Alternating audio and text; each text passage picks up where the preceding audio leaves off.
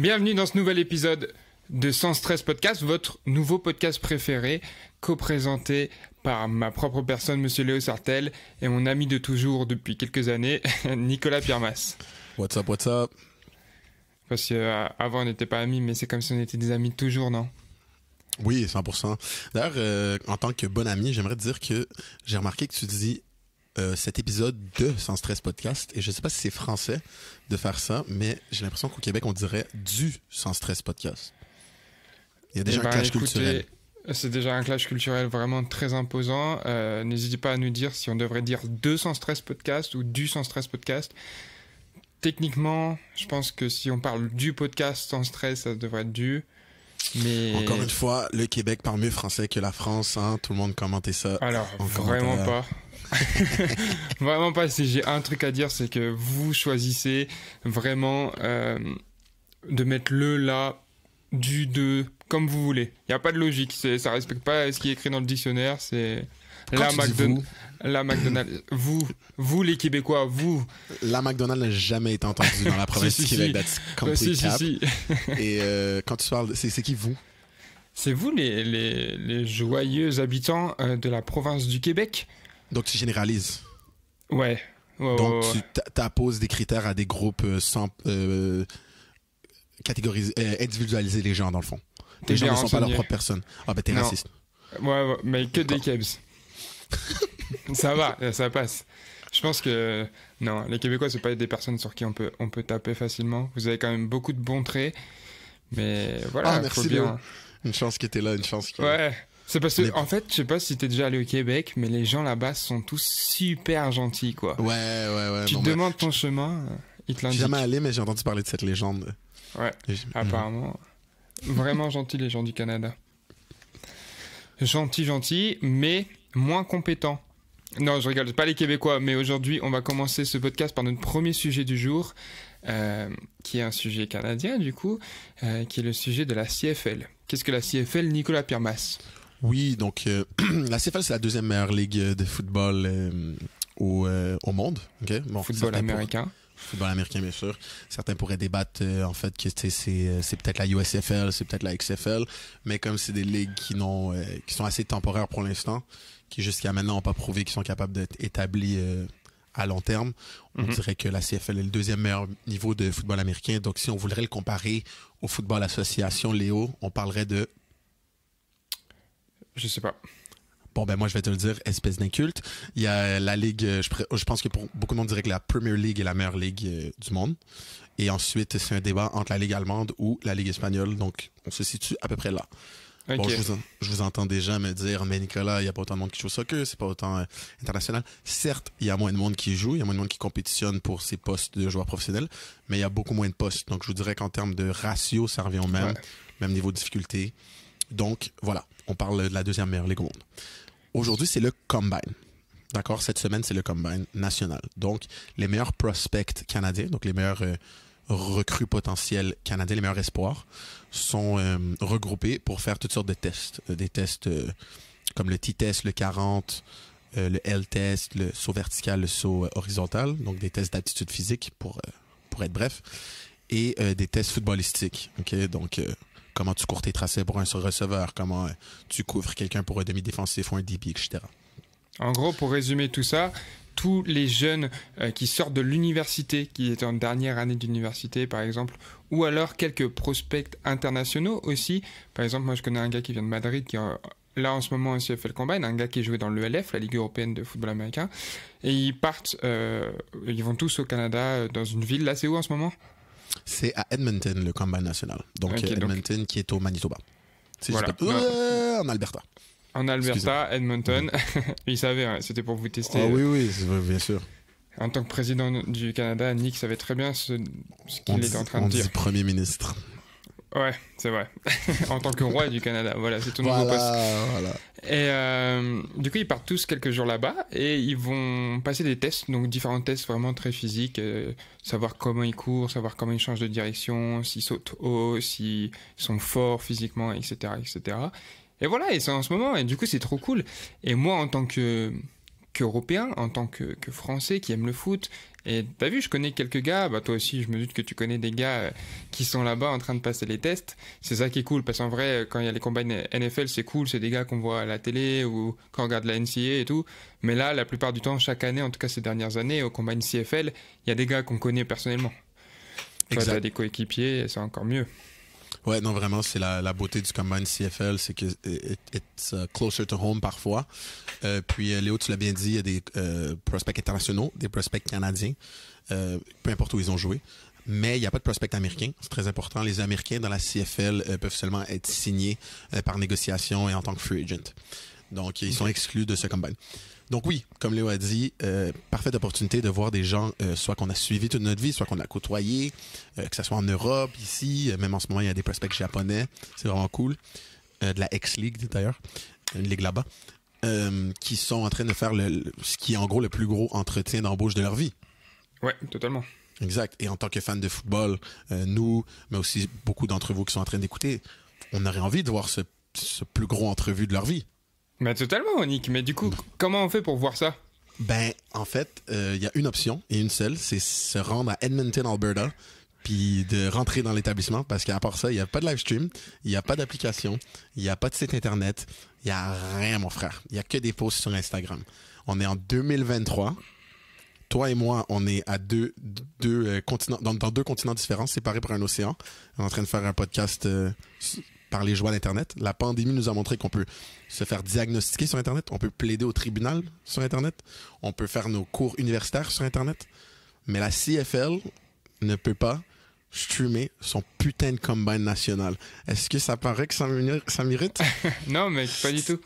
Calice. Mais en fait, c'est vraiment un problème assez récurrent de la CFL. C'est à chaque fois qu'on en parle, parce qu'évidemment, nous deux, on parle beaucoup de ça, tu vois, c'est une ligue qui nous intéresse. Même le football canadien est différent du football américain sur certaines règles. Toi, tu joues au football canadien.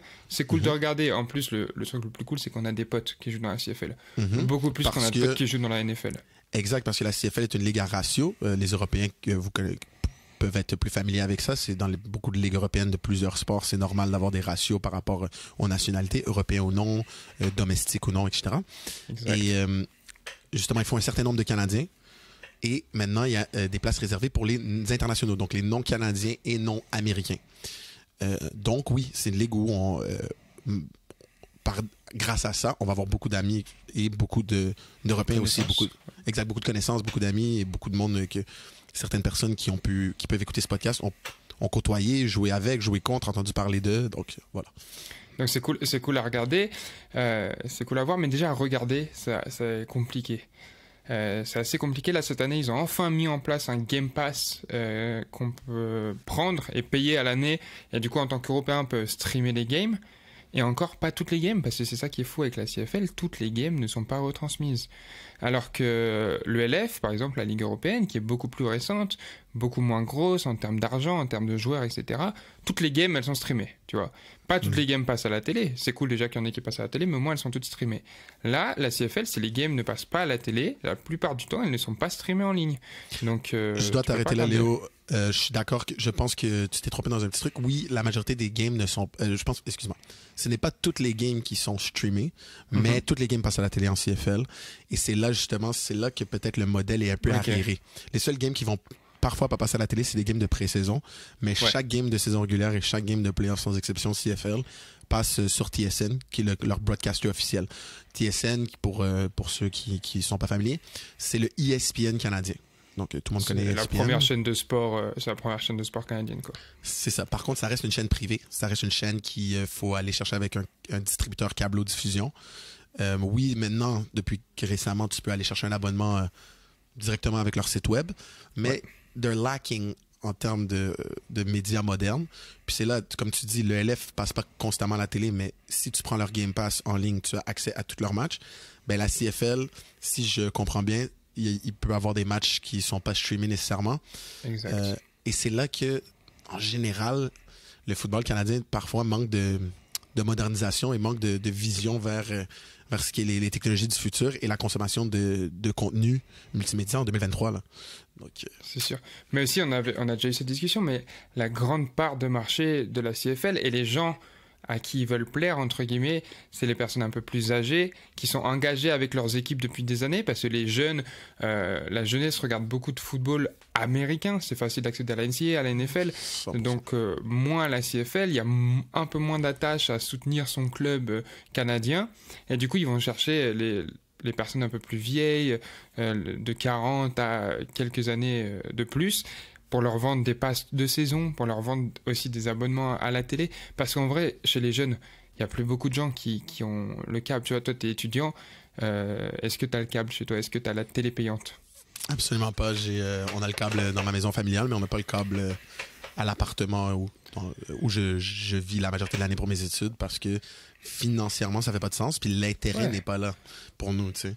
Voilà. C'est sûr, ça devient plus un achat nécessaire d'acheter les chaînes payantes, de payer un abonnement pour les chaînes payantes pour regarder le sport. Quand tu es étudiant, en tout cas quand tu es assez jeune, on trouve quasiment tout en streaming aussi, on va pas se mentir que si on veut vraiment regarder des matchs, on peut regarder, on tape juste sur internet quelques sites de stream et on trouve nos matchs. Mais ouais, le problème de la CFL, moi je pense que c'est sa modernisation et c'est pour ça que parfois je tends à avoir des doutes à... Est-ce que ça va rester la seconde ligue? Est-ce que ça va subsister au cours des années comme ça, avec leur stratégie et leur façon de faire les choses face aux nouveaux médias, tu vois? Non, je pense que you hit it right on the spot, dans le sens que, en ce moment, en plus de ça, comme on a mentionné un peu plus tôt, tantôt, comme on a mentionné plus tôt, il y a les deux ligues alternatives de printemps, des Spring Leagues, si je peux me permettre, la XFL et la USFL, qui ont revu le jour. Puis ces ligues-là ont l'avantage d'être aux États-Unis et non au Canada, avec un bassin de population beaucoup plus grand. Certes, ils se présentent pas comme la meilleure ligue de ce pays-là.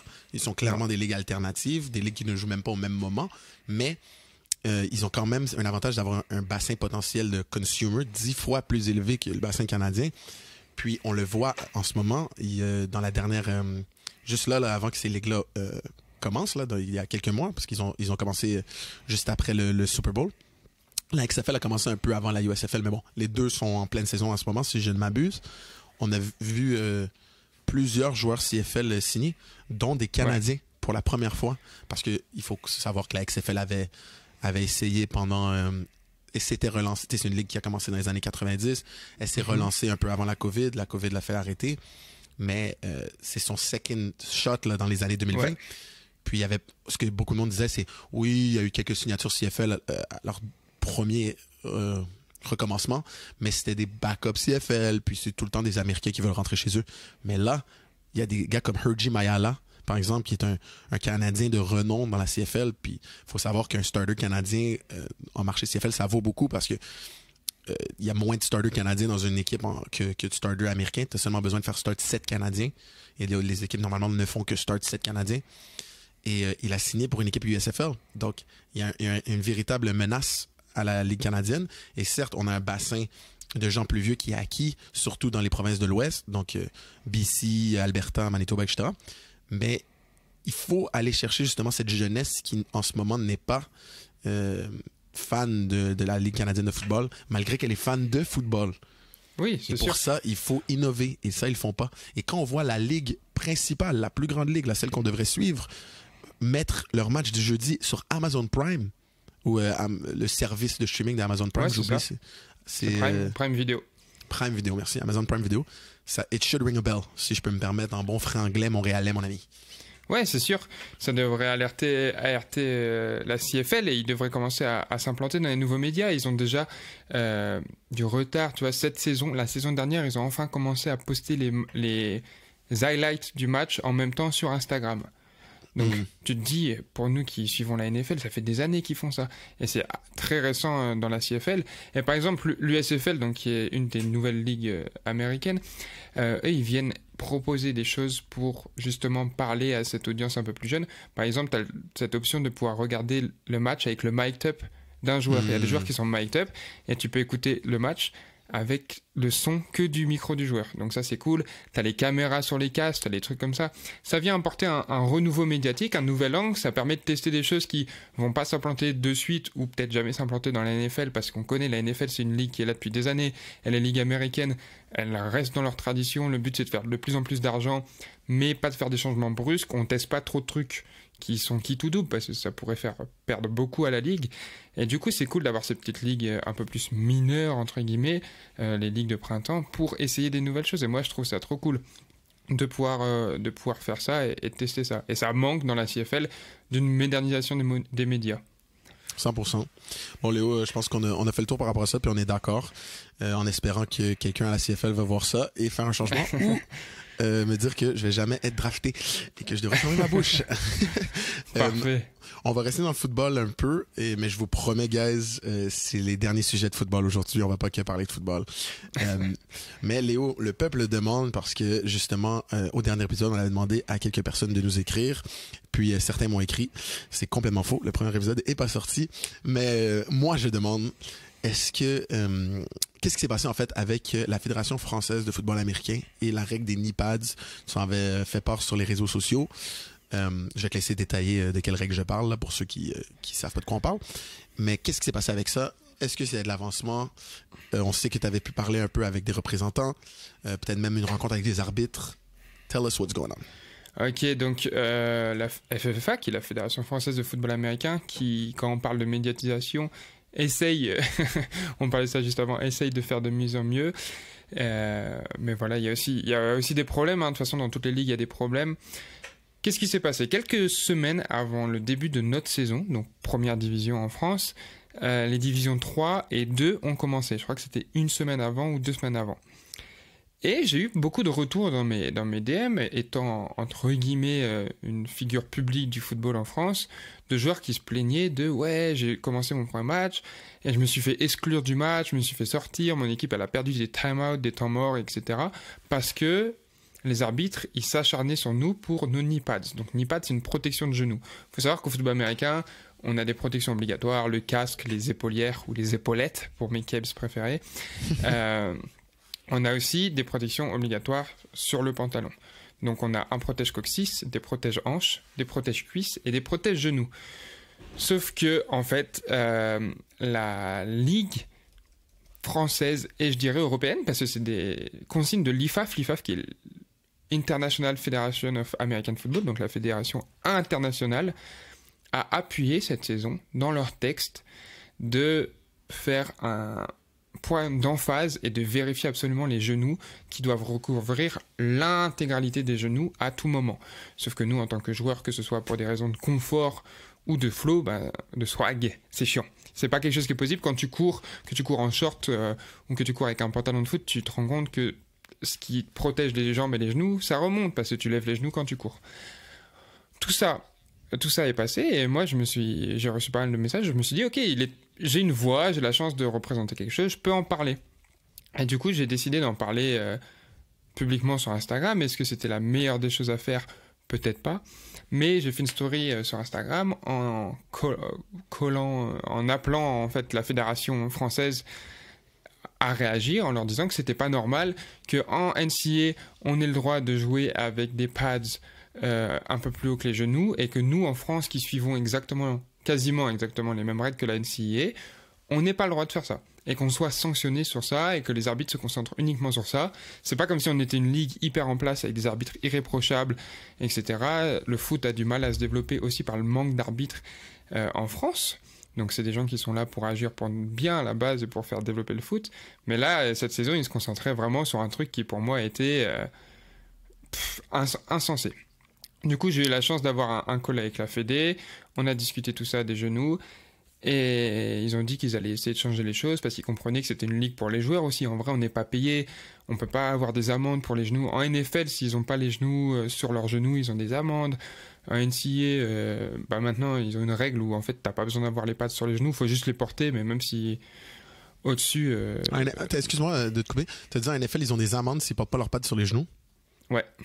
Ben non, il n'y a aucun joueur, à ce que je sache, il n'y a aucun joueur qui porte, mais aucun receveur par exemple, là, ou skill player qui porte ses pads sur ses genoux. Non, c'est pas exactement ce que je veux dire. En gros, en NFL, si tu as des problèmes d'équipement, par exemple en NFL, tu es obligé d'avoir tes jambes couvertes. Exact.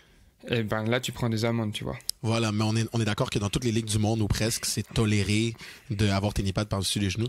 D'ailleurs, pour ceux qui sont peut-être moins familiers avec le football, je t'ai mis une photo...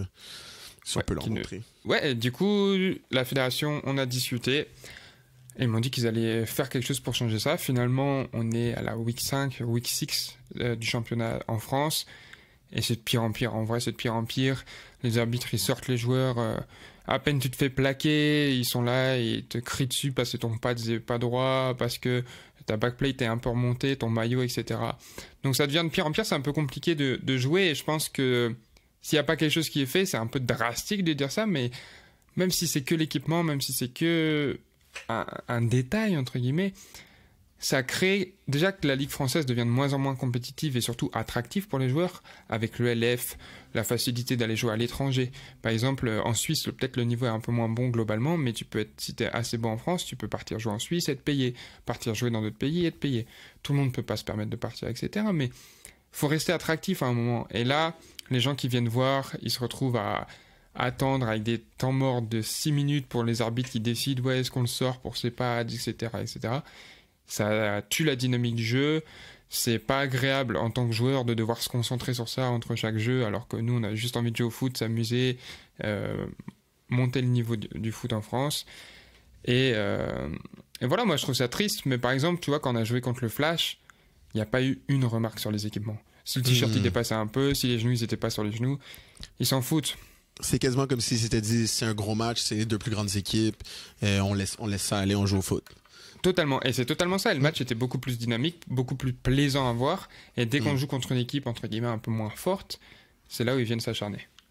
Fait que si je comprends bien, tu fais pas juste ça parce que toi, tu veux être swaggy sur un terrain, puis pour tes photos, puis le fait que t'es un influenceur football. C'est exact. Tu fais ça pour le peuple. Pour le peuple, je suis la voix du peuple. Non, mais du coup, j'ai décidé de plus le faire, moi. Ah ouais? Fait que là, tu couvres tes pads. Bah là, je joue avec. Je couvre pas mes pads, j'ai trouvé une technique. Tu couvres tes genoux, hein. Je couvre mes genoux avec un tight. Je mets un collant maintenant, et vas-y. Et ils s'en foutent. En fait, avec un collant, ils se rendent pas vraiment compte si ton genou il dépasse, tu vois. Donc, Attends. Fait que tu nous as fait tout ça alors que si tu mettais des tights, c'était réglé, là. Oui, totalement, mais des fois j'ai envie de jouer sans tight. Quand on va arriver à l'été et qu'il fera 34 degrés, j'aurais peut-être envie de jouer sans tight. Mais le problème aussi, c'est que. Vas-y. Non, vas-y. Le problème, c'est que, en tant que voix du foot français, délégué aux représentants de mon peuple, je suis aussi un peu pris à partie par les arbitres qui disent ah ouais, lui le numéro 1, il a parlé de ça et tout, donc lui on fait vraiment hyper attention, on va voir et tout, il se permet de nous critiquer, on va voir. Okay. Donc, mais qui a voté pour toi en tant que délégué juste La France. Ok. Macron. Ok, parfait. Non, lui-même. vous, ce que vous savez pas, guys, là, c'est que Léo, tantôt, il a dit, j'ai discuté avec les arbitres. Non. Il est arrivé avec une présentation PowerPoint, le gars armé comme s'il faisait le meilleur, business proposition à genre des investors de 3 millions de $. Là. Le gars, il avait des slides, des comparaisons, ton partenaire, il est venu tellement motivé pour changer ça. Et là, il me dit, ouais, finalement, je peux mettre des têtes. Ouais, non, j'ai essayé. Je suis venu préparer. En fait, je déteste parce que le point négatif d'avoir fait ça, d'avoir fait une story pour appuyer un point, ouais, ça c'est pas très bien, venez, on en discute. Et que la fédération réagisse et soit en mode, ok, on n'a pas trop kiffé que tu fasses une story parce que c'est genre pour nous afficher, mais vas-y, viens, on discute. On est là pour discuter avec les joueurs et c'est ça notre but. En fait, ça a ouvert la porte à d'autres joueurs de faire ça. Et la semaine d'après, il y a des joueurs qui sont pleins de trucs, genre des stories, genre la fédération, ce qui s'est passé pendant ce match, c'est inadmissible, faut vraiment changer ça. Moi aussi, comme Léo Sartel, on va devoir discuter. Sans rien revendiquer, sans aucune preuve, sans rien. Moi, je suis un mec sérieux, j'ai un adage dans la vie, entre guillemets, j'essaye de pas critiquer quelque chose si je peux pas donner une solution, tu vois. Je trouve que c'est important. Que si t'es là juste pour critiquer et qu'on te dit, bah toi t'aurais fait quoi à la place ou tu ferais comment? Et tu dis, bah je sais pas, mais pas comme ça, bah juste ferme ta gueule, tu vois. Ok, ben, moi personnellement, je me vois un peu plus comme un hater. Moi je pense que tout peut être critiqué si c'est drôle. Ouais. Mais après, tu peux être drôle et donner une solution. Hein. Ben oui, non, blague à part, t'as tout à fait raison. Mais des fois, entre amis, si juste, genre, comme on dit, bien parler caca, là, c'est bien plaisant. Tant qu'on n'insulte pas une personne en particulier, on n'essaie pas de la rabaisser. S'il vous plaît, sponsorisez-nous. Ouais, non, je comprends totalement. Au Québec, on dit t'as ouvert une boîte de Pandore.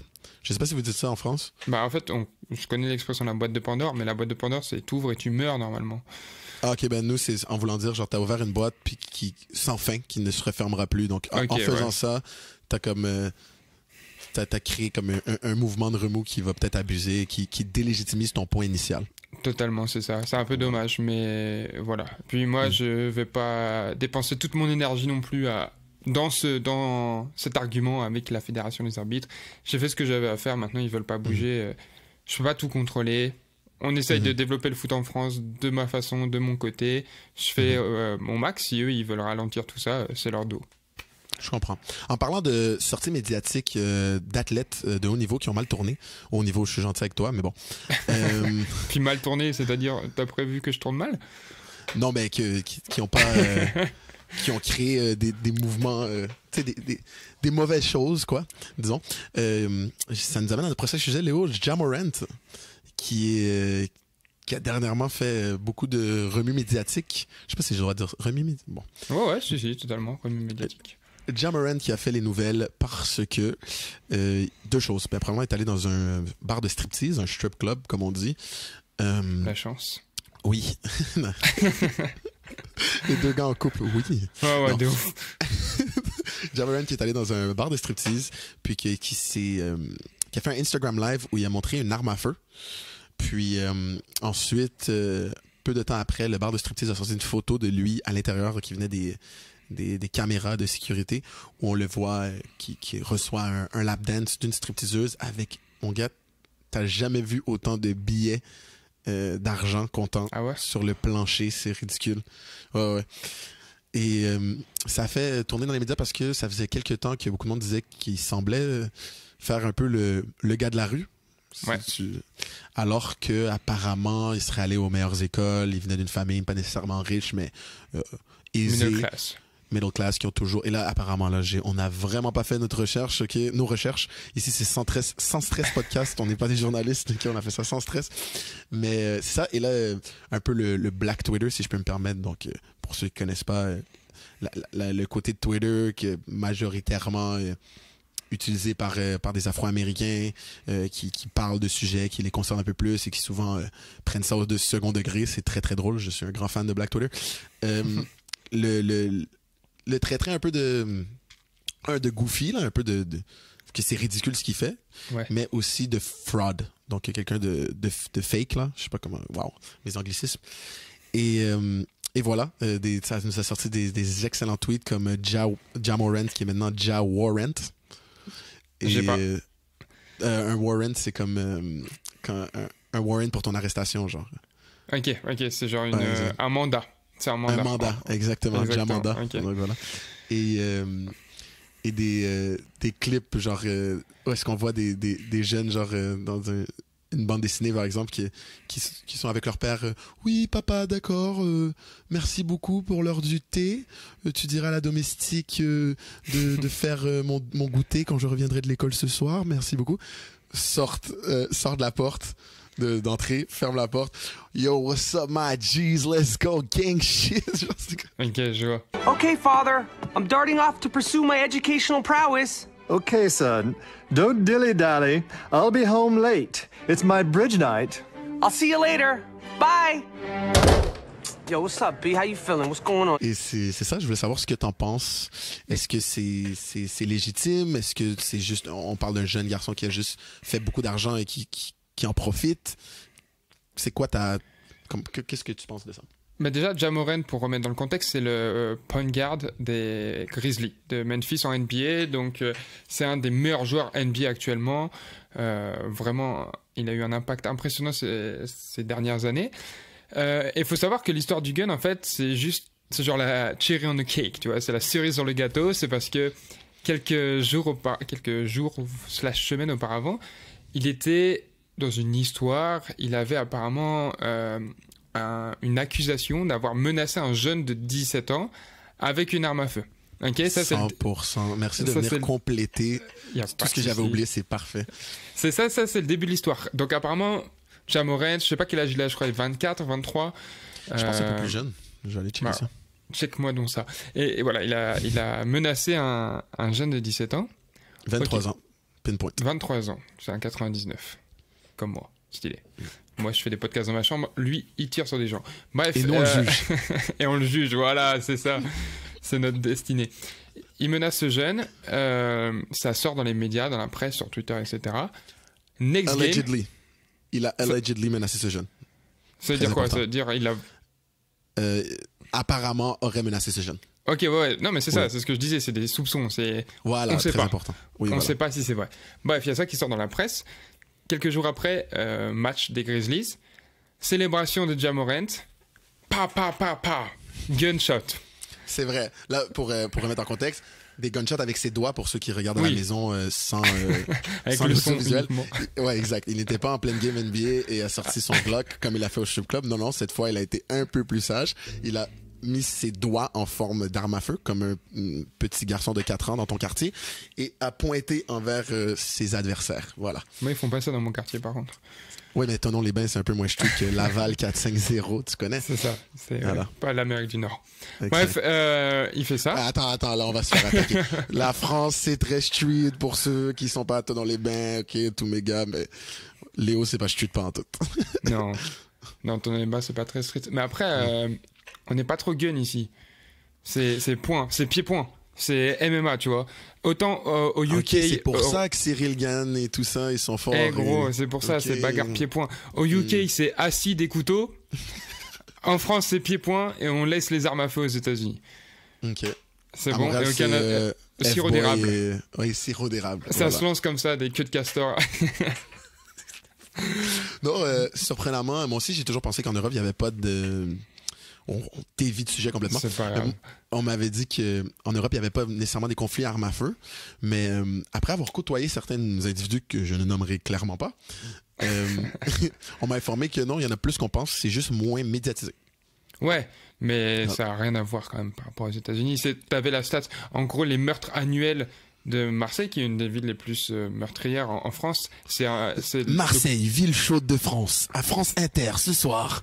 Ouais, j'aime bien ce truc. c'est le quota journalier aux États-Unis. Ouais. C'est En quand gros, même fou.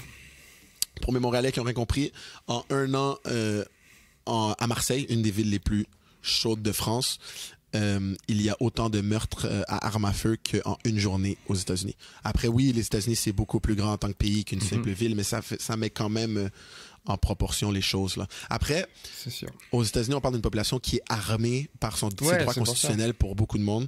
Et donc là, en plus de ça, on a les armes illégales, on a les criminels, mais tu as aussi juste des gens qui sont armés et qui utilisent leur stand your ground rights, leur droit de légitime défense ou dans leur système de loi à eux, ils ont le droit de tirer quelqu'un dans certains États si leur vie est en danger. Alors qu'au Canada, tu peux être armé légalement. Quelqu'un peut venir te poignarder et si tu le tires dessus, c'est sûr que tu vas avoir des problèmes quand même.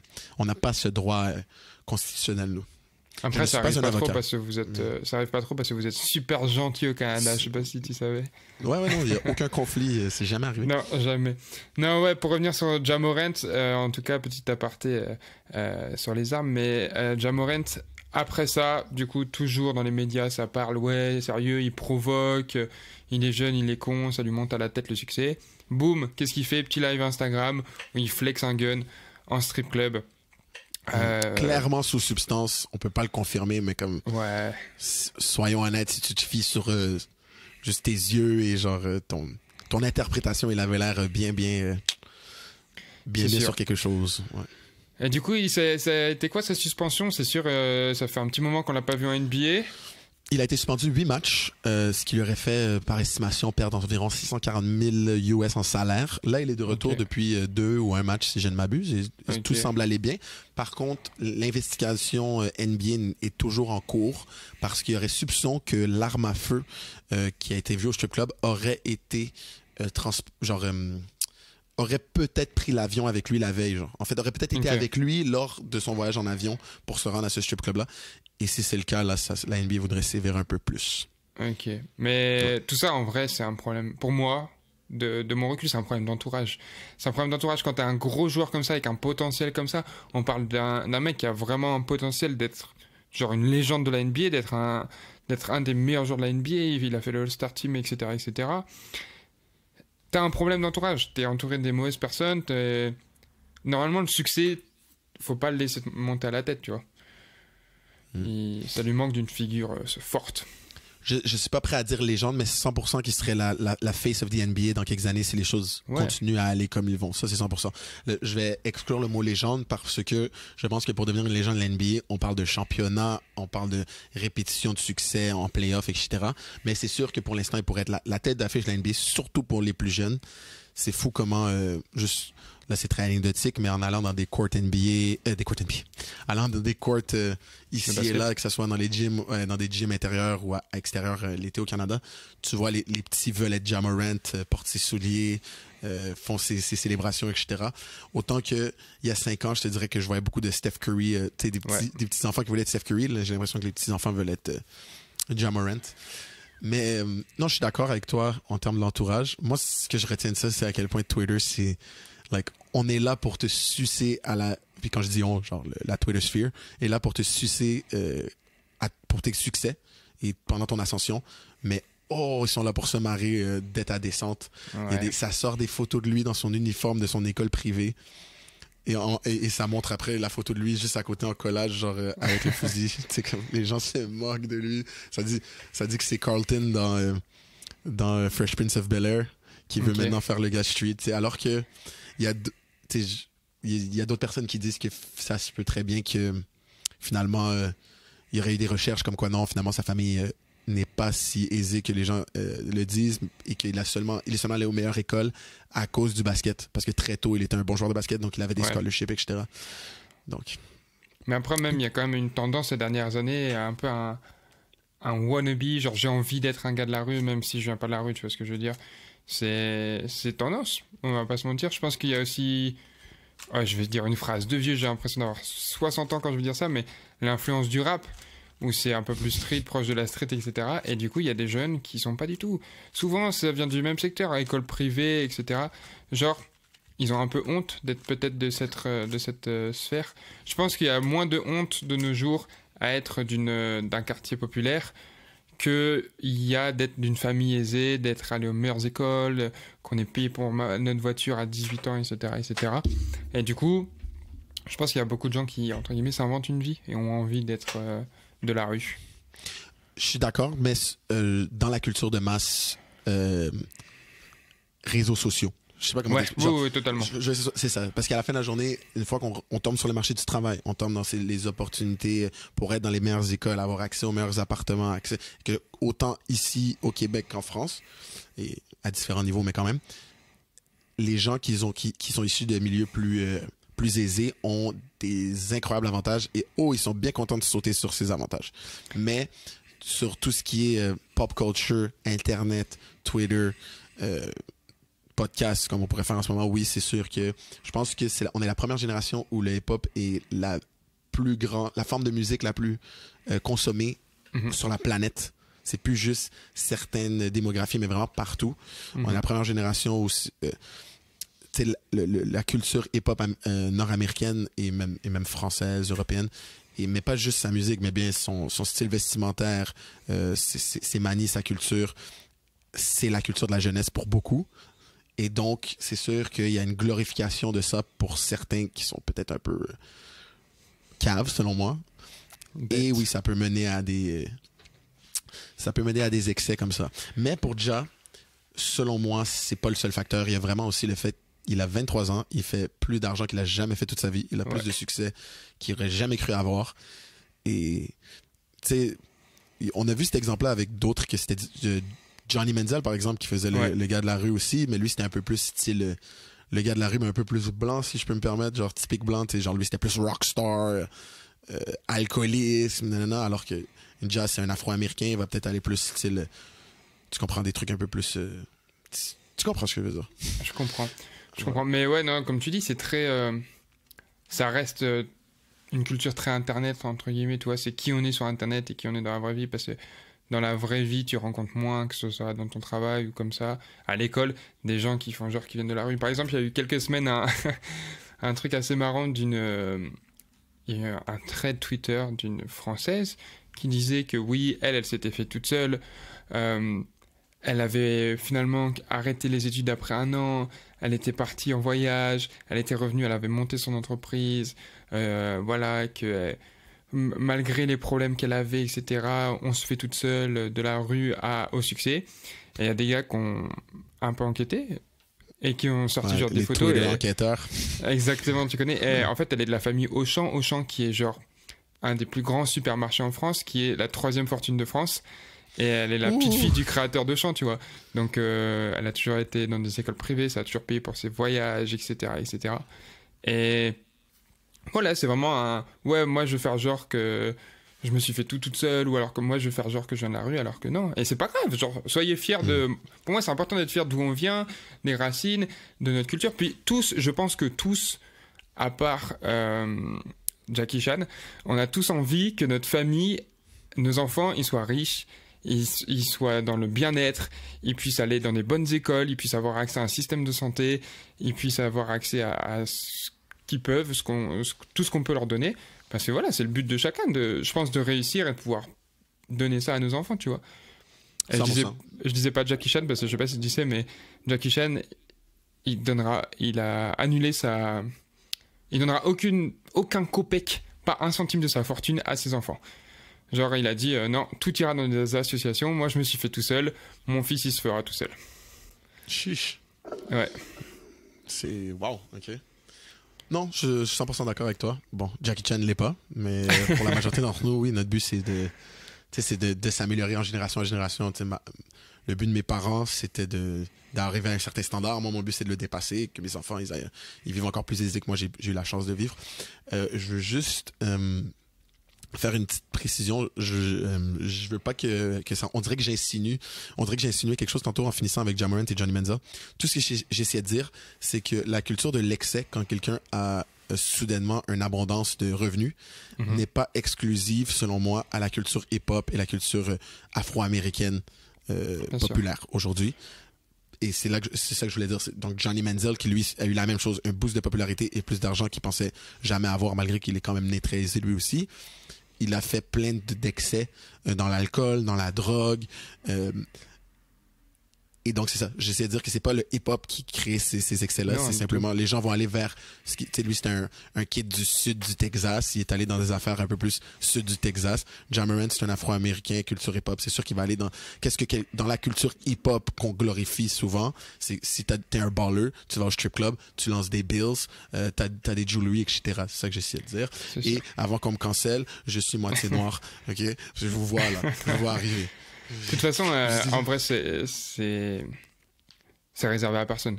Une abondance d'argent, ça crée des excès depuis des années, ça créera toujours des excès. Il y a des gens qui arrivent à gérer le succès, il y en a d'autres qui n'y arrivent pas du tout.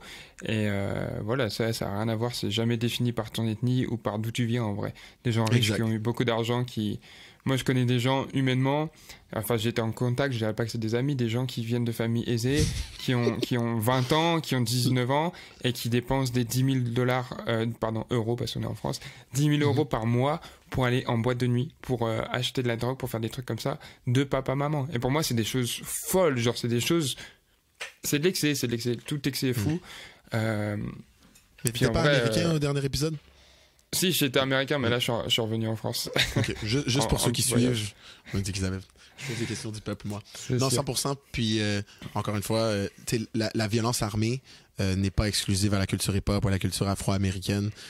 Tantôt, on vient de le dire, on a pris le temps de le dire, c'est un problème américain, là. C'est très, très commun là-bas. Donc, pour moi, c'est pour ça que j'ai pas pris le temps. Quand j'ai dit Ja Morant qui allait vers l'excès plus hip-hop, si je peux me permettre, je parlais pas de l'arme à feu, je parlais du strip club, ainsi que Johnny Manziel qui allait plus dans la drogue. C'est sûr. J'associe ça un peu plus à... Bon, voilà. Ouais, le sociologue en moi. essaye de te corriger. Mais tu penses que 8 matchs de la NBA, c'est assez? Est-ce que ça fait vraiment un impact? Une saison NBA, c'est 84 matchs? 82? 82, je pense. 100%, ouais, 82 matchs. 82 ou dans matchs, ces environs, regarde. On peut regarder. Mais est-ce que c'est assez? Moi, je trouve que... En fait, tu sais, il y a tout cet aspect provocation, tu sais que t'es dans une histoire et t'en joues, au lieu de te taire et de rester un peu discret par rapport à cette histoire, tu provoques les médias, tu provoques tout le monde pour que ça parle de toi, etc. Tu fais mal paraître ta franchise, tu fais mal paraître la ligue, qui, au final, 8 matchs, c'est pas beaucoup, hein. C'est 82 matchs, on avait raison. Ouais, je comprends pourquoi où tu veux en venir, mais pour moi, c'est plus cassé. Et je vais t'expliquer pourquoi, selon moi, c'est plus cassé. Si je peux me permettre. Wow, moi, je suis un annonceur radio. Dans le fond, pour moi, à part si Ja Morant, on peut prouver que cette arme était possédée illégalement ou qu'il l'a amené avec lui dans un vol, il n'a rien fait d'illégal. Je sais que nous, c'est choquant en tant que Canadien, en tant que Français, de voir quelqu'un sortir une arme sur un IG Live dans un strip club. Mais dans l'état où il était, je pense que il était à je me rappelle plus exactement, mais c'est déjà été prouvé que l'état dans lequel le strip club était, où il a sorti l'arme, c'est légal open carry. Donc, c'est réglé. Et aller dans un strip club, c'est légal. Moi, je pense qu'il y a un choc de Middle America parce que Ja Morant, mon fils de 6 ans, est fan de lui. Et c'est là que, regarde, c'était un sponsor, et je pense que justement, il a perdu des sponsorships de Coca-Cola qui possède beaucoup là en Powerade, nanana. Donc, il a déjà perdu ça. Et ça, autant que tu peux avoir ton point de vue personnel, ça, j'ai rien contre. Parce qu'à la fin de la journée, si je suis Coca-Cola et je paye Ja Morant un sponsorship pour qu'il aide à vendre mes produits et que mes produits doivent être vendus à une certaine démographie qui, maintenant, leurs parents qui ont le buying power veulent plus que cette démographie soit associée à Ja Morant, ça fait du sens. Mais la NBA, comme telle, a rien à dire. J'ai rien fait d'illégal. J'ai pas contrevenu à aucun bylaw de mon contrat de joueur. Donc, oui, je comprends que médiatiquement parlant, c'est pas la meilleure image, mais je suis déjà en train de prendre le smoke sur les réseaux sociaux de toute façon. Donc, 8 matchs, je trouve que c'est plus cassé. Il a quand même perdu 650 000, là. Je veux dire, pour nous, on se dit que c'est rien parce qu'il est millionnaire, mais c'est pas rien, là. Pour nous, c'est beaucoup d'argent. C'est sûrement juste ça paye toutes ses taxes, tu vois. Mais tu vois, par exemple, Calvin Ridley, receveur des Falcons, maintenant des Jaguars, qui s'est fait suspendre plus d'une vingtaine de matchs alors qu'il avait parié pour la victoire de son équipe. Pour moi, quand tu mets les deux en comparaison, c'est abusé. Mais après, certes, ça reste très différent. La NFL et la NBA, ça reste aussi différent sur d'autres points. Le basket et le foot, je vais gentiment t'amener sur ce sujet. March Madness en ce moment. Qu'est-ce que c'est March Madness? March Madness, pour ceux qui nous écoutent, c'est les playoffs de basketball en NCAA. Et puis en discutant tout ça, en fait, j'ai appris, je ne savais pas du tout, qu'en NCAA, les playoffs, ça se joue en un match de basket. C'est fou parce que il y a cette grosse différence. On parle souvent, il y a des fois, tu peux voir des gens un peu bêtes, entre guillemets, sur Twitter qui disent « Ouais, pourquoi la NFL, ils font pas des saisons à 50 matchs ?» Parce que les joueurs seraient des légumes. Déjà, 17 matchs, c'est un truc de fou. Toi, au Canada, tu joues quoi? 8 matchs par saison sans les playoffs? 8 matchs de saison régulière, ouais. Ok, ici c'est 10 en France, mais on a plus de bye week, donc c'est un peu différent, mais c'est déjà beaucoup pour nous qui... C'est déjà beaucoup. Physiquement, ça se ressent. À la fin de la saison, t'as mal partout. Mais alors, 17 matchs toutes les semaines au meilleur niveau du monde, c'est compliqué. Alors qu'en NBA, ils ont 82 matchs. Tu peux te permettre de louper des matchs, tu peux te permettre de passer un peu à côté des matchs. Mon head coach Larry aime bien dire que un match de foot, c'est l'équivalent quasiment d'une saison, en fait. Parce que si tu perds... Sport. Quoi? Dans un autre sport. Ouais, dans un autre sport. Parce que si tu perds un match, au football, là, on a fait une égalité il y a quelques semaines contre le Flash. Ça impacte tout notre calendrier, ça impacte tout, en fait, d'être en 5 victoires, 1 défaite. Un égalité, ça impacte tout. Alors que eux, en NBA, qui loupent un match, qui fassent quelques défaites, ça a moins d'impact. Il y a quelques années, c'était 2016, il y avait les Warriors qui étaient en 74-9. Attends, ça fait combien ça? Non. En 73-9. Donc 73 victoires pour 9 défaites, il me semble, avant de faire les playoffs où ils ont monté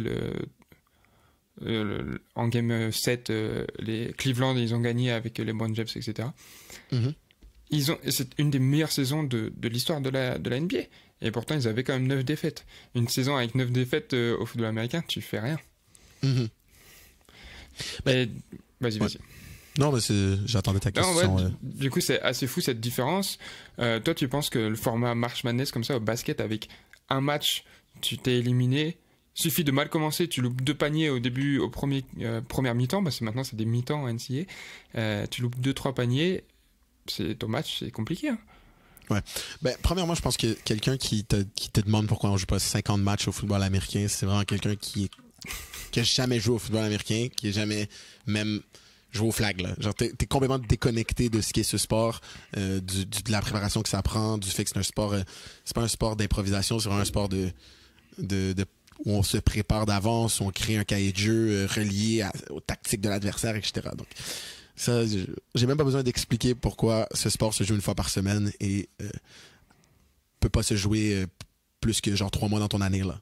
Ou bon, 6 mois, dépendamment là, des ligues professionnelles. Ceci étant dit, je pense qu'il faut faire comme 2 différences, parce que le March Madness, c'est un tournoi à la NBA, c'est une ligue.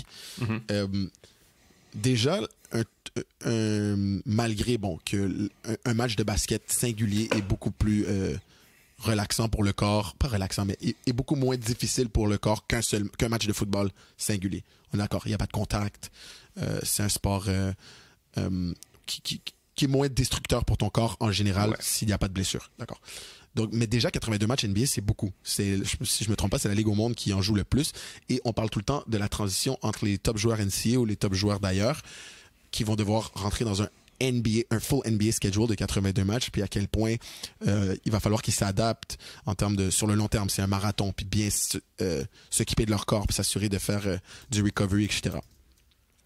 Ensuite, je pense que c'est une ligue nord-américaine qui veut avoir des séries de 7 parce que c'est bon pour la business. Tu peux pas remplir les stades, vendre des plus hauts tickets, etc. Le March Madness, c'est là que ça devient la folie. C'est qu'on parle d'un sport qui, normalement, est un sport qui se joue en série de 7. Et là, soudainement, on dit non, un match for everything. 32 équipes, bracket de chaque bord, and let's go. Winner takes all, un match et c'est tout. Genre, c'est incroyable. C'est vraiment comme un tournoi de animé, genre, si je peux me permettre. Là, fait que, je pense que justement, quand la NBA, en ayant 82 matchs et des séries de 7, ça fait que si tu rates 2-3 matchs de ton équipe pendant l'année, c'est pas grave et ça enlève l'importance d'un seul match. Et c'est une des raisons pourquoi certaines personnes, des fois, disent moins aimer le basket que, par exemple, le foot. Des gars de foot, souvent, qui disent ça. Mais March Madness vient ramener, je te dirais, le meilleur des deux mondes. Je pense que c'est pour ça que c'est autant populaire. Tu viens prendre les gens qui aiment le basket pour tout ce que le basket amène, les dunks, les 3 points, les alley-oops, le style, les crossovers, tu sais, le fait que c'est up close and personal, les joueurs n'ont pas des casques et des grosses épaulettes. Non, ils sont là, tu les vois, etc. Mais le côté crève-cœur du football où chaque match compte, chaque seconde compte, je pense que c'est pour ça que March Madness captive autant les audiences en Amérique du Nord. Je sais pas comment c'est en Europe. Mais pour moi, je sais pas non plus. Je sais pas non plus, mais j'ai regardé mon premier match March là, Madness. Léo, on a un problème parce que t'es notre représentant européen sur ce podcast. Ouais, je sais. Je vais m'informer auprès de mon peuple. Je vais faire un petit call, un petit talk à mon peuple, et puis voilà. Mais non, j'ai regardé mon premier match March Madness, du coup, hier. Oh, c'est trop incroyable, c'est trop plaisant. En fait, déjà, le basket en mi-temps, c'est trop bien. Moi, quand j'étais parti aux États-Unis voir de la NCAA basketball, un match en mi-temps, c'est différent. Et c'est vraiment plaisant. De toute façon, je trouve que la NCAA et le sport universitaire surpassent dans beaucoup de points les ligues professionnelles, que ce soit NBA, NFL. Oh, ça, c'est un heavy take, ça. Comment ça? Finis ton point, puis après, on ira là-dessus. Ok, et puis, donc ouais, non, c'était très cool de regarder ce match, c'était très intense, et le fait que, vas-y, à la fin de ce match, t'as gagné ou t'as perdu, tu rentres chez toi ou tu continues, c'est trop cool. Et c'est pour ça aussi que les finales NBA font beaucoup moins d'audience. Genre, tu cumules toutes les finales NBA à chaque année, tous les matchs de série, ça fait 1/10 de l'audience du Super Bowl, tu vois. Après, le Super Bowl, bien sûr, c'est un des plus grands événements annuels sportifs au monde. Mais ouais, il y a un problème d'engagement. Ben, je pense pas qu'il y a un problème d'engagement. Je pense qu'il y a juste une dispersion de l'engagement sur le fait qu'il y a tellement d'offres, donc il y a un peu moins de demandes. Mais je pense qu'overall, ils font leur argent puis ils sont contents. C'est juste qu'on peut pas le comparer. Aussi, il faut comprendre que le football est le sport le plus populaire aux États-Unis. Le basket est deuxième. Donc, le football est vraiment roi dans ce pays-là. Là. Mais oui, je te laisse continuer. Non, ouais, c'est ça. Et puis pour revenir sur mon take, du coup, que pour moi, la NCAA est beaucoup plus intéressante que la Ligue Pro telle que la NBA ou la NFL. En fait, il y a un engagement étudiant qui met une ambiance, qui met une atmosphère dans les stades. Il n'y a rien de comparable. J'ai eu la chance d'aller à Dallas voir ce qu'on appelle le Red River Showdown, donc Oklahoma contre Texas. T'es-tu en train de nous plug une de tes vidéos, là? Oh non, elle n'est pas encore sortie. Du Ok. tout. Puis il n'y a pas vraiment. Enfin, vous verrez. Bref, y a pas vraiment de vidéo sur ça, mais j'en parle. Et gros, t'as 100 000 personnes, t'as 50 000 personnes qui viennent d'une université, 50 000 personnes qui viennent de l'autre. Ça peut être des étudiants, des freshmen, donc qui ont genre 17-18 ans, qui viennent arriver à l'université. Et t'as des alumni, donc des gars qui étaient à l'université il y a 50, 60 ans. T'as des stars parce que. En fait, ton université, tu la traînes avec toi à vie. Tu peux être supporter d'un club, tu peux être supporter d'une équipe NBA, NFL, mais tu peux changer. Je connais des mecs qui sont assis en face de moi en train de discuter, qui ont changé d'équipe NFL l'année dernière. Bref, et qui supportaient, si tu vois ce que je veux dire. Alors que l'université... J'ai pas capté que tu parlais de moi. Oh, waouh, là, c'est des vrais couteaux. Ok, bête. Fais attention à toi pour le reste du podcast, c'est bon. Alors qu'une équipe universitaire, tu la gardes toute ta vie. Tu vois, généralement, c'est l'université dans laquelle tu as étudié. Ou alors, tu as une attache très forte. Par exemple, une personne que tu aurais rencontrée, qui vit, qui étudie, qui cheer dans cette université. Et ouais, du coup, l'engagement en tant que des fans, l'ambiance dans les stades, elle est plus impressionnante, à mes yeux, de ce que j'ai pu voir, que ce soit au basket ou au football. Après, j'ai eu la chance d'aller voir des grosses universités dans des gros matchs avec des enjeux importants. Du coup, bien sûr que l'ambiance est un peu meilleure. C'est pas pareil tout sur les genre, je sais pas, il y a quoi, 10 matchs de saison régulière en NCAA, un truc comme ça. Tous les matchs ne sont pas ça full dépend remplis. des équipes. Ouais, Parce que c'est. il y a les bowls, il y a tout ça, c'est sûr. Mais non, je vois où tu veux en venir. Tu sais, en plus, les stades sont plus grands souvent. On parle des grosses équipes, la SEC. C'est les plus gros stades au pays. C'est plus grand que les stades NFL, surtout les stades NFL modernes qui essaient d'être un peu plus raffinés, plus focus sur l'expérience client et avoir un stade hybride qui offre d'autres choses pour vendre des billets à haut prix. Alors que les stades NCAA, là, comme celui de Michigan, par exemple, c'est des gros estis de bols faits dans les années 60. 110 000 personnes peuvent rentrer, c'est ridicule. Puis comme Léo a dit, des rivalités, des gens qui bleedent leur programme, puis l'alcool coule à flot aussi souvent. Ouf, je peux comprendre. Ça doit être... J'ai pas pu le vivre, mais je peux comprendre où tu veux en venir. Mais moi, j'ai une question pour toi. NCAA football ou NCAA basketball, toi qui as vécu les deux? Quelle ambiance est meilleure? NCAA... Vas-y, pardon. Ouais, juste avant que tu répondes, excuse-moi. Je pousse un peu le climax. Parce que, tu sais, on est un podcast un peu plus football, soyons honnêtes, on est deux gars de foot. L'audience est sûrement un peu plus vendu foot. Mais là, on est March Madness. Moi, perso, en ce moment, je suis dans le hype March Madness. Je sais que toi, tu l'es aussi. Tu as regardé ton premier match, sûrement juste pour regarder ta blonde pom-pom faire les cheers, mais bon. Et voilà. Donc là, je suis vraiment 50-50. Qu'est-ce que toi, t'en penses? En tant qu'expérience d'avoir vécu les deux, après j'ai pas eu la chance de vivre un March Madness, tu vois, j'aimerais bien aller vivre un Final Four parce qu'en gros les 4 dernières équipes elles se retrouvent dans le même stade, dans le même endroit et elles se jouent demi-finale, finale, tout ça. Avant ça donc il y a c'est quoi, Sweet 16, donc là Sweet 16, ouais. Je pense que c'est Round of 8, ça se peut-être qu'il y a Round of 8, Sweet 16. Ouais, c'est ça, Sweet 16 et après c'est encore en 8 là. Attends, je peux te le retrouver. Je pense que c'est Round of 8. C'est Sweet 16, Round of 8, puis Final Four. Mais c'est peut-être... Ou Elite 8. Elite 8. Elite 8, ouais. Elite 8, exact. C'est ça. Et c'est plaisant, c'est trop plaisant ce fait d'élimination directe. Mais gros, un match de NCAA avec une ambiance, c'est incroyable. Genre, c'est incroyable. Là, Texas Oklahoma que j'ai pu aller voir, c'est incroyable. Déjà, football, hein. Football, ouais. Football, pardon, j'ai oublié. Ouais. C'est, comme tu dis, 100 000 personnes. Déjà, une aréna de basket, c'est beaucoup plus petit, tu vois, au max, dans les grosses arénas, t'as genre 45-50 000 personnes, mais vraiment les grosses arénas, et encore, je suis même pas sûr, sûrement moins. Là, 100 000 personnes, ça fait un bruit que t'imagines pas. Il y a ce truc aussi très, comme t'as dit, très rustique. Les stades, c'est des blocs de pierre, tu t'assois. Il n'y a pas de... Je sais pas, de trucs 3D. C'est des stades de l'après-guerre, là. C'est des stades avant que... Tu sais, quand la France s'est fait envahir en 5 minutes, puis les Canadiens ont venus vous sauver. C'est les stades d'avant ça. Ça n'existe pas, ça. Bon, tout le monde allait écrire Deuxième Guerre mondiale, débarquement de Normandie, Force armée canadienne. Merci beaucoup. Et les deux trois j'ai frustré Léo. Les 2-3 Canadiens qui sont venus là. Et en gros, ouais, t'as pas toute cette expérience de... Il y a plein de trucs à manger, il y a plein de restaurants, il y a des trucs VR, il y a des trucs 3D, tu peux tout ça. Il y a pas. C'est foot. C'est gradin, 2-3 stands de hot dogs, foot. Tu sais à quoi tu me fais penser en ce moment, Léo?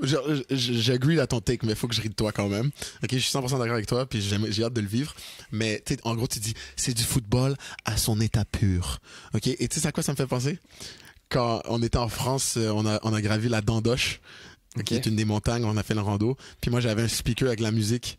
Puis il y a un couple de Français plus âgés qui nous a croisés. Nous, on était en train de faire l'ascension, ils faisaient la descente. Et le gars, il me regarde droit dans les yeux et dit, Monsieur, votre musique, c'est pas très esprit rando. Faut le vivre. C'est vrai que l'esprit rando, c'est être dans le calme, dans la nature. Mais vas-y, fallait aussi te motiver à monter cette montagne. Non, même pas, parce qu'en vrai, j'ai kiffé mon expérience NFL, surtout que depuis que j'ai des contacts qui jouent un peu dans la NFL. Mais c'est deux trucs très différents. Et tu sais, ce truc très raw, très brut, très bagarre. C'est la bagarre. C'est... Ça parle mal, c'est des étudiants. Et ce qui est trop marrant, c'est que, du coup, vu que le stade il est divisé en deux, il y a la partie au milieu où t'as des gens d'Oklahoma en rouge, genre rouge bordeaux, qui sont assis à côté des gens de Texas. Et il y a juste, tu sais, c'est même pas une petite barrière, c'est une petite anse qui les sépare. Ils sont là assis à côté. Et du coup, ils réagissent pas aux mêmes actions et tout. C'est trop, cet endroit-là est trop marrant. Tu sais, tu sens la tension des deux équipes. Non, je vois ce que tu veux dire. En plus, je viens d'y penser. Non, j'ai menti. J'ai regardé un match NCAA. J'étais allé voir le Orange Bowl. C'était du Texas A&M contre pas UConn, mais l'équipe avec un C et un N. North Carolina. North Carolina. Exact. Par contre, c'était à Miami. Donc, il y avait aucune des deux équipes qui était locale. Je sais pas si tu vois, il y avait des fans, mais c'était plus. Puis j'étais en vacances. C'était beaucoup plus laid down. Genre, j'aurais aimé le voir dans un état du sud. Oui, la Miami. Là, on va me dire que je suis mauvais en géographie. Miami, c'est le sud, mais le vrai sud, là, Texas, Oklahoma. Tu vois ce que je veux dire? Le Dirty South. C'est sûr, mais après, Miami Beach.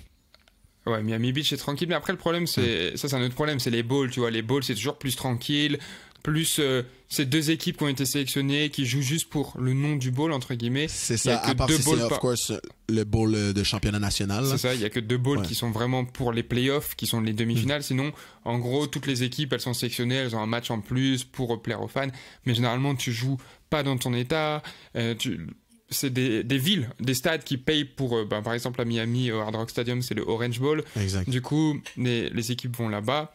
T'as pas les fans locaux.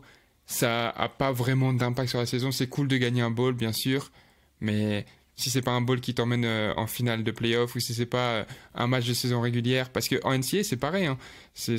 On vient sur le même point, mais en NCAA tu perds un match en saison régulière, t'es en dehors du classement, tu fais pas les playoffs parce que c'est horrible NCAA. Il y a que 4 équipes sur les, je sais pas combien, je crois qu'il y a genre combien d'équipes D1 FBS, ouais, FBS. Ouais, c'est ça, Football Bowl. Y en a... Football Bowl Subdivision. C'est ça. Il y a genre une centaine d'équipes, peut-être. Il y a 133 équipes, mais il faut comprendre que dans la FBS, il y a plusieurs conférences et c'est seulement les 5 grosses conférences qui ont actually des chances de faire les playoffs. Les Power 5. Donc, le rest of 5, c'est quasiment impossible. Donc, à part une équipe techniquement, 133 équipes sont éligibles. Mais voilà, il y a 4 espaces pour 133 équipes. C'est ça, il faut une équipe qui détruit tout. Puis de toute façon, c'est souvent en tout cas les grosses conférences.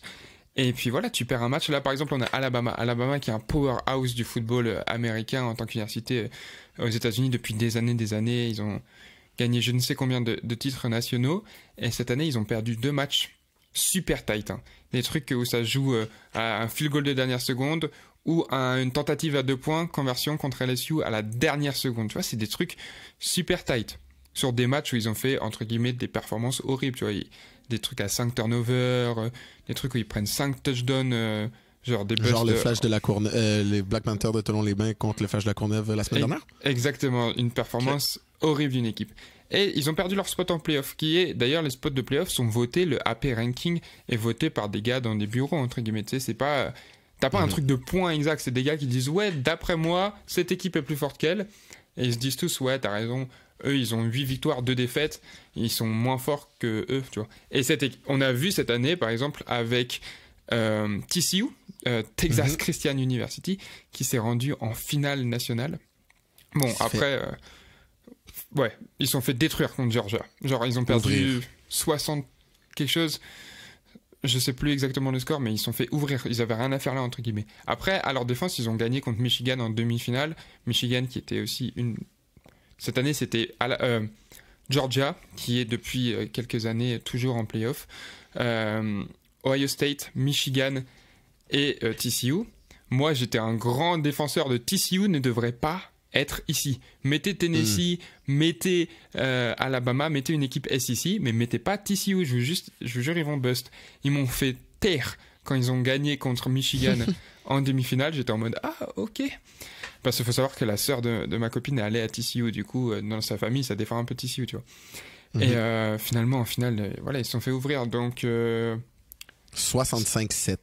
65-7, c'est un c'est indécent. En finale, j'ai fermé la game à la demi, là. C'était un viol. Ouais, c'est pas mal. Ouais. Et du coup, c'est très sélectif, la NCAA. Et du coup, en saison, perdre un match, ça peut changer toute ta fin de saison, ça peut changer tout. Et du coup, l'ambiance, l'atmosphère est incroyable. Non, je te comprends. Puis, est-ce que tu as fait NBA, NFL? Tu as eu la chance de voir des matchs NBA ou NFL? Ah, peut-être. Non, NBA, jamais eu la chance. Petite anecdote. En 2019, je pars à New York. Donc j'habitais au Canada à cette époque, à Montréal. Je pars à New York avec deux potes de France qui étaient venus me voir. On part en voiture de Montréal à New York. Je viens de comprendre où ça s'en va. Wow! Environ... je suis public. Il n'y a pas de souci. C'est quoi, c'est environ 6 heures de route, 8 heures de route? Montréal-New York, exactement, 6 heures. Ok, 6 heures et 6 demie. heures. Ouais. On avait réservé 4 nuits à New York, trop cool. Et en fait, on organisait chacun nos jours. On avait pris un pass et tout, on faisait des activités. Quand vient ma journée, bête de journée de ouf. On va voir Top of the Rock, on va voir... donc Top of the Rock, c'est genre une skyline, c'est un grand building où tu peux voir tout New York. On va visiter la Statue de la Liberté, on va au quartier des affaires, trop cool. Fin de journée, je dis, on fait quoi? On va voir un match NBA. On va voir les Knicks au Madison Square Garden. Madison Square Garden, pour moi, c'est une salle mythique, c'est genre un truc que j'ai toujours rêvé d'y aller. Du coup... on se dit, venir en regarde en ligne. En ligne, il y a quelques places, mais quand même assez cher. Ça revenait à 100-150 $ par personne pour être un peu bien placé. Et on était en mode, ah, c'est cher, tu vois, c'est chiant. Et moi, je dis, ben les gars, on a juste à aller devant. Il y a toujours des gens qui revendent leurs places. Tu sais, quand tu vas voir des concerts en France, quand tu vas voir des événements sportifs en France, il y a souvent des gens qui sont là devant, qui revendent des places parce que finalement, ils ont une place de trop. Il y a un ami qui les a abandonnés à la dernière seconde. T'es pas sûr d'avoir tout le temps des places à côté, mais vas-y, c'est très commun. On arrive, on fait ça, on arrive devant le Madison Square Garden, il y a du monde, et là il y a des gars qui vendent. Et il y a un gars, il nous dit, ouais, vous voulez des tickets et tout, vous êtes combien? On dit, on est 3, il dit, il me reste que, enfin j'ai 3 tickets là à vendre, finalement, moi je vais pas, si vous voulez, vas-y. Et on dit, ok, il dit, en plus c'est bien placé, moi je les ai payés, genre je sais plus combien il les a payés, je les ai payés 50 par personne, mais vas-y, je vous les fais à 70 par personne, parce que... bah voilà, je m'en sépare, c'est juste avant le match, quand même. Et du coup, je négocie, je dis vas-y, 60 par personne, tu gagnes quand même 30 $, etc., etc. Et il dit ok. Du coup, je paye 180. Avec ton meilleur anglais en plus. Avec mon meilleur anglais. Please, $70, s'il vous plaît, I'm from France, I know PSG, do you know Paris? Totalement ça, je lui dis. Et il nous vend les billets, du coup, pour 180 $. Que les gars et moi on paye. Moi j'étais broke, j'étais vraiment pauvre à cette époque, c'était ma période d'étudiante au Canada, je payais mon loyer, j'avais pas beaucoup de revenus. Vas-y, je paye, on arrive, petit ticket Ticketmaster, cartonné et tout, tu vois, genre tout carré. On passe le premier contrôle, la sécurité, on arrive dans le Madison Square Garden, c'est trop cool, il y a le shop, on fait un petit tour au team shop, et là les portes ouvrent. On était bien placés, on était genre...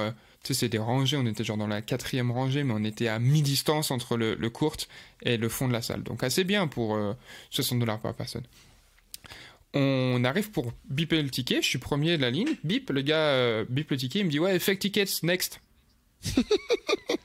Et là, il se passe quelque chose dans mon corps.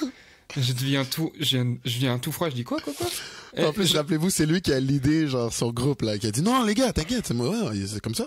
Il va y avoir des gens qui vont vendre des billets devant, ça va être une excellente idée.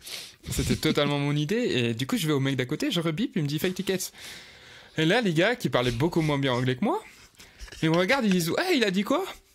Et là, du coup, faut que j'annonce à mes copains qu'on vient de se faire scam 180 $. Et je suis en mode, attendez, venez, on va au guichet voir un truc vite fait. Du coup, on va guichet à l'intérieur du Madison Square Garden. On va demander, je dis bonjour, il a dit que nos billets, ils étaient faux et tout. Et il check, il dit, waouh, c'est le plus beau fake billet que j'ai mis. Mais vous voyez, le liseré rouge, bah nous, c'est bleu. Voilà, mais sinon, c'est le plus beau et tout. Il y a même le truc holographique et tout, franchement, incroyable. Je sais pas qui a fait ça, mais très beau travail.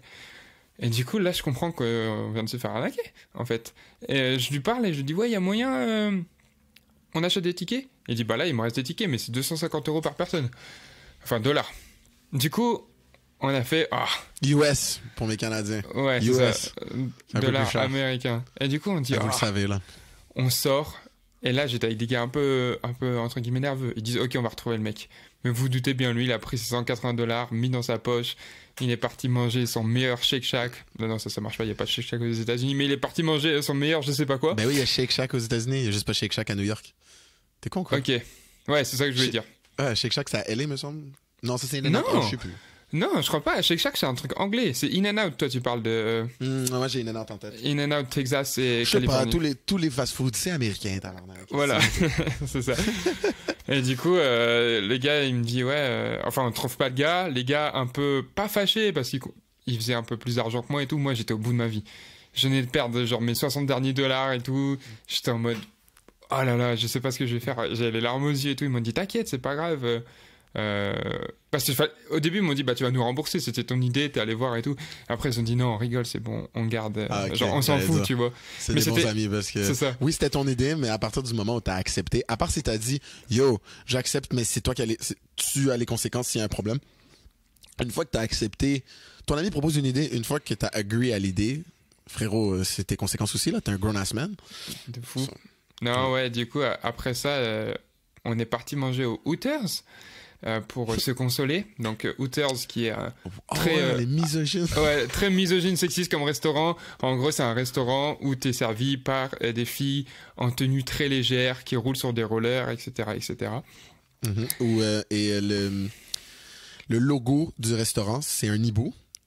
Et vous voyez un hibou là dans votre tête, ils ont des gros yeux, des hiboux. Ben les gros yeux du hibou sont dessinés en forme à rappeler très très très fortement un dessin d'une jeune femme. Très très stylé le design, je savais même pas. Et les serveuses portent ce chandail-là, c'est leur uniforme. Et les yeux du hibou s'alignent, vous savez, genre, je vous laisse imaginer où ils s'alignent. Okay. Donc c'est le but. Et c'est des décolletés en V là. C'est vraiment des cols profonds. Décolleté, crop top, petit short qui remonte et tout. On voit la jonction fesses-cuisses. C'est assez archaïque, misogyne. Et là, vous pensez genre, mais ça doit être juste des vieux monsieur dégueulasses qui vont là-bas, qui se sentent pas à l'aise d'aller dans un strip club. Non, c'est un restaurant familial aux États-Unis. Ouais, il y a des familles, il y a des jeunes. Il y a plein de monde. C'est particulier. Ouais, c'est assez particulier. Mais je pense que c'est un peu en descente, entre guillemets. C'est de moins en moins populaire ces dernières années. Parce qu'il y a tout Je suis jamais allé, personnellement. Je pense que c'est pas très populaire, non? Jamais. Non, je pense... il y en a à Montréal. Je suis jamais allé. Il est plus à Montréal, il fonctionne plus. Je le sais, pourquoi parce qu'en gros, on va là-bas. T'es un grand fan de Hooters. Ouais, moi je suis un grand fan. Non, mais gros, on était triste, on voulait se consoler, c'est un grand mot, mais t'as vu, on voulait finir sur une bonne note, genre c'est cool, on est voir des petits Français. Dis-le. Voilà, exactement. Non, mais tu sais, discuter, on est Français, il y a des belles femmes qui nous servent, ça fait toujours plaisir. Gros, c'est un peu horrible ce que je vais dire, je vous préviens, sensibilité, si vous êtes sensible, cancel, tout ça, c'est pas mon dos. On s'assoit, la serveuse qui nous est assignée, super sympa. Mais une serveuse avec le Down syndrome, la trisomie 21 pour les Français. Et du coup, un poil moins sexy que ses comparses, que ses coworkers. Wow, je me demandais si t'allais le dire. Non, mais sans c'est vrai. stress. Très sans gentil, stress, par tout le monde, contre. le podcast. C'est ça, sans stress. Très gentil. Elle nous a dit, bah, vous êtes cons. Il y a cette application qui s'appelle Game Time. Vous aurez pu avoir vos tickets, moins chers et tout. Et on regarde, il y avait des tickets moins chers. Elle dit, bon, bah, c'est pas grave. Super sympa avec nous. Mais vas-y, quand on Attends, je suis désolé, ça fait 3 fois que je te coupe, mais ça choque personne que la serveuse qui a quand même une maladie qui fait que ses capacités neurologiques sont un peu moins développées que les tiennes, t'as traité de con? Non, mais c'est pas grave. Elle a dit gentiment, tu vois. Ouais, et du coup, voilà, c'était ça, c'était la cerise sur le gâteau. Et du coup, après ça, on n'était pas déçus de notre expérience Hooters, mais on s'est dit, ah, vas-y, ça serait quand même bien qu'on aille une fois au Hooters où il y aurait. Avec une serveuse, genre. Hooters. Ouais, voilà. Ouais. Mleh, comme on dit, une serveuse bien, tu vois. Et non, finalement, à Montréal, il n'existe plus. Du coup, j'ai jamais pu aller au Hooters avec une serveuse sexy, donc. Voilà, maintenant je me contente dans tous les restaurants où je vais, même si la serveuse elle a 45 ans, je dis ah ouais, ou même 60. 60, il lui manque des dents en surpoids, je suis en mode ah ouais. Ah ouais. Sexy. J'aimerais bien te voir au Hooters. Excellent. Léo, en vrai, ça me fait penser à une excellente histoire que j'aimerais raconter la première fois que je suis allé voir un match NFL. Ouais. Mais ça va être pour un prochain épisode. On va mettre un peu de suspense. Exactement. Eh ben écoute, j'ai hâte. Si vous êtes encore là, n'hésitez pas à nous poser vos questions sur nos réseaux sociaux, sur Instagram ou alors en commentaire YouTube et on se fera un plaisir d'y répondre dans le prochain épisode du Sans Stress podcast. T'as vu, j'ai dit du cette fois-ci. Waouh, du progrès. T'es fier de moi? Oui, tu deviens plus québécois au jour le jour. Merci, ça fait plaisir. En tout cas, voilà, on se fera un plaisir de répondre à toutes vos questions. Peut-être pas toutes, mais à quelques-unes de vos questions au fur et à mesure des épisodes. Et ça nous fait plaisir de discuter de sujets et aussi de discuter avec vous. En parlant de sujet, Nick, je crois que tu as un truc à me présenter. 100% Léo, cette semaine, tu sais, j'habite dans la seule province francophone au Canada, une province où nos dirigeants et nos penseurs aiment dire parfois qu'on est une petite colonie de francophones entourée d'une mare d'anglophones, hein, ce qui moi m'a toujours fait penser à Astérix et Obélix entouré par les Romains, ma bande dessinée préférée d'ailleurs. Et cette semaine, ça fait depuis tout Québécois, c'est que depuis qu'on est petit, on se fait parler, tu passes dans le système d'éducation ici. C'est très, à part t'es dans le système anglophone, mais pour ceux qui ont été éduqués en français, donc la majorité d'entre nous, il y a toujours ces rappels à parler français correctement, ne pas utiliser des anglicismes en pleine phrase, tout ce que je ne fais absolument pas dans ce podcast, car j'étudie à l'université Bishop en anglais maintenant, donc allez vous faire foutre, je fais ce que je veux. Et regarde, si je suis vraiment obligé de parler français, je suis capable. Et je pense que utiliser des mots anglais ne veut pas dire que tu perds ta francophonie, mais bon, sans rentrer dans le débat. Normalement, c'est des publicités ou des campagnes de sensibilisation ou des efforts gouvernementaux qui sont assez vieux jeux, déconnectés de la réalité, pas nécessairement effective. Bon, tu vois qu'ils ont besoin de faire ça. Pas nécessairement efficace. Mais dernièrement, il y en a une qui est sortie, frérot. C'est wow. J'ai adoré et je pense que pour des Français, ça peut être quelque chose de très drôle parce que je pense pas que c'est quelque chose que vous vivez. Donc, si tu veux cliquer sur le lien, je t'ai envoyé. Ouais, totalement. Totalement. Hop, tu vas le découvrir avec l'audience. Regardons ça. Le faucon pèlerin. Cet oiseau de proie vraiment sec est reconnu pour être assez chill. Parce qu'il est super quick en vol, il peut passer la majorité de son temps à watcher son environnement. Mais malgré que ses skills de chasse soient insane, l'avenir du faucon pèlerin demeure sketch. Au Québec, le français est en déclin. Renversons la tendance. Votre gouvernement. Bro, ils m'ont attaqué personnellement. Genre, premièrement, je trouve... Premièrement, je trouve ça vraiment drôle parce que je sais qu'en France, c'est une autre réalité. Il y a cette tendance à quelques gens sur Twitter qui parlent comme ça pour faire cool. Et je sais qu'ils se font enculer par ils se font allumer. Tu parles comme ça en français, tu fais du franglais, entre guillemets. Tu te fais allumer. C'est quelque chose qui est pas culturel. En fait, c'est très culturel en français d'attaquer les gens qui parlent une autre langue. Je sais pas pourquoi, mais dès que t'as la chance de mixer ou quoi des langues, c'est compliqué. Petit exemple, après je te laisse me raconter ton ressenti personnel de cette attaque du gouvernement du Québec. Ouais, personnellement, le gars, il m'a dit « Nick, fuck you, toi et ton podcast. » Il y a le plus gros youtubeur français, Squeezie, je pense que tu connais. Ça me dit quelque chose. Ça te dit quelque chose, ok. Sa copine, en fait, j'ai oublié son nom, excusez-moi. Elle est née à Hong Kong, ok. Et elle a grandi dans une école française, mais avec une maison anglo. Ça lui a parlé anglo toute son enfance et tout. Et là, elle est sur TikTok, du coup, elle a grandi à Hong Kong, maintenant elle vit à Paris. Et elle est sur TikTok, et des fois, dans ses TikTok, comme tu fais, elle utilise des termes anglais. Elle utilise des anglicismes, et elle a un accent anglais nickel. Et elle reçoit une marée de haine et des commentaires de haine par rapport à « Ouais, pourquoi tu fais genre t'es anglaise ? Pourquoi elle parle français si t'es française ?»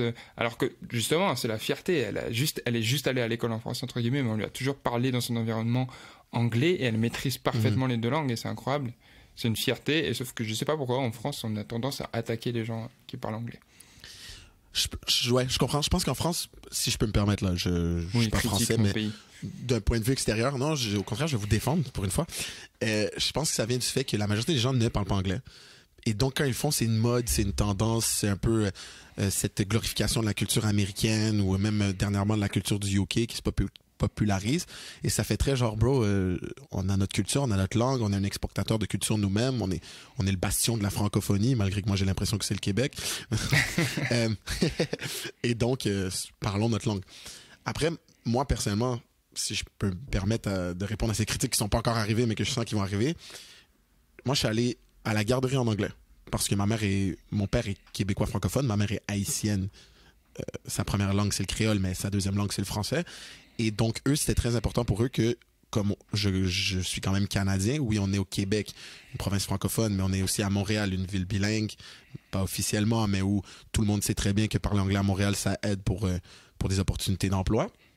Ma mère avait senti qu'en grandissant ici, quand elle a immigré d'Haïti, que le fait qu'elle parlait pas aussi bien anglais que d'autres jeunes qui, eux, parlaient bien anglais, l'avait nuit dans son parcours professionnel. Donc, ils m'ont mis à la garderie en anglais. Mais ma mère, c'était très important pour ma mère de me mettre à la garderie en anglais. Ensuite, je suis allé au primaire bilingue. Donc, vraiment les deux. Ensuite, je suis allé au secondaire en français. Secondaire, c'est l'équivalent du collège-lycée. Collège-lycée. Ensuite, je suis allé au cégep, qui est la transition obligatoire entre le lycée et la fac au Québec, en anglais. Ensuite, j'ai terminé mon cégep en français, à cause du football. Et maintenant, je suis à l'université en anglais. Donc, en gros, pour faire bref, tout mon parcours scolaire, ça fait anglais, français, avec une petite pause complètement bilingue. Donc, j'ai été dans des cadres où il fallait absolument parler français. C'était les règlements. Et j'ai été dans des cadres où il fallait absolument parler anglais.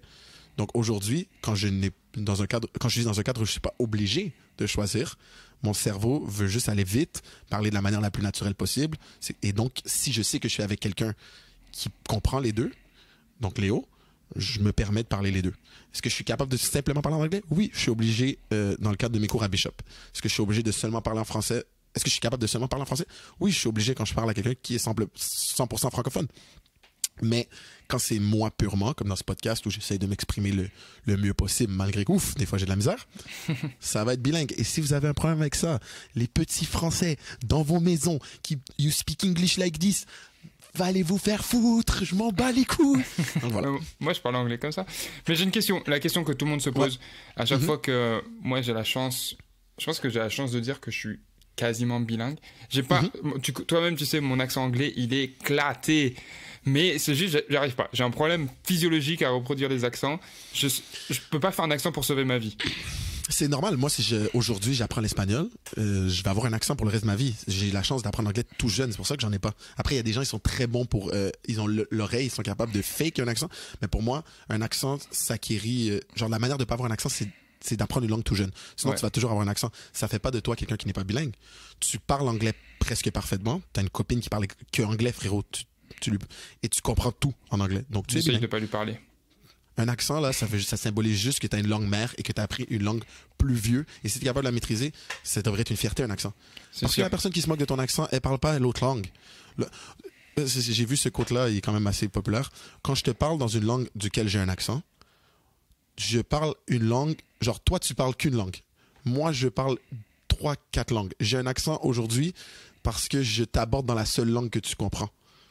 Ouais, non, c'est vrai. C'est honteux pour toi, gros. Genre, c'est vrai, honteux pour moi. Quand j'étais aux États-Unis et que ça se moquait un peu de mon accent, j'étais ok, mais tu sais parler français? Tu sais parler un peu espagnol? Non. Oui, fromage. Oui, fromage, baguette. Non, ouais, c'est sûr. C'est un truc. C'est cool. En fait, je trouve en France, pour revenir aussi sur ça, on apprend l'anglais tôt. On apprend l'anglais quand on a. Ça dépend. Je connais des gens, ils ont commencé l'anglais quand ils avaient genre 8 ans. Parce qu'il y a des écoles un peu plus.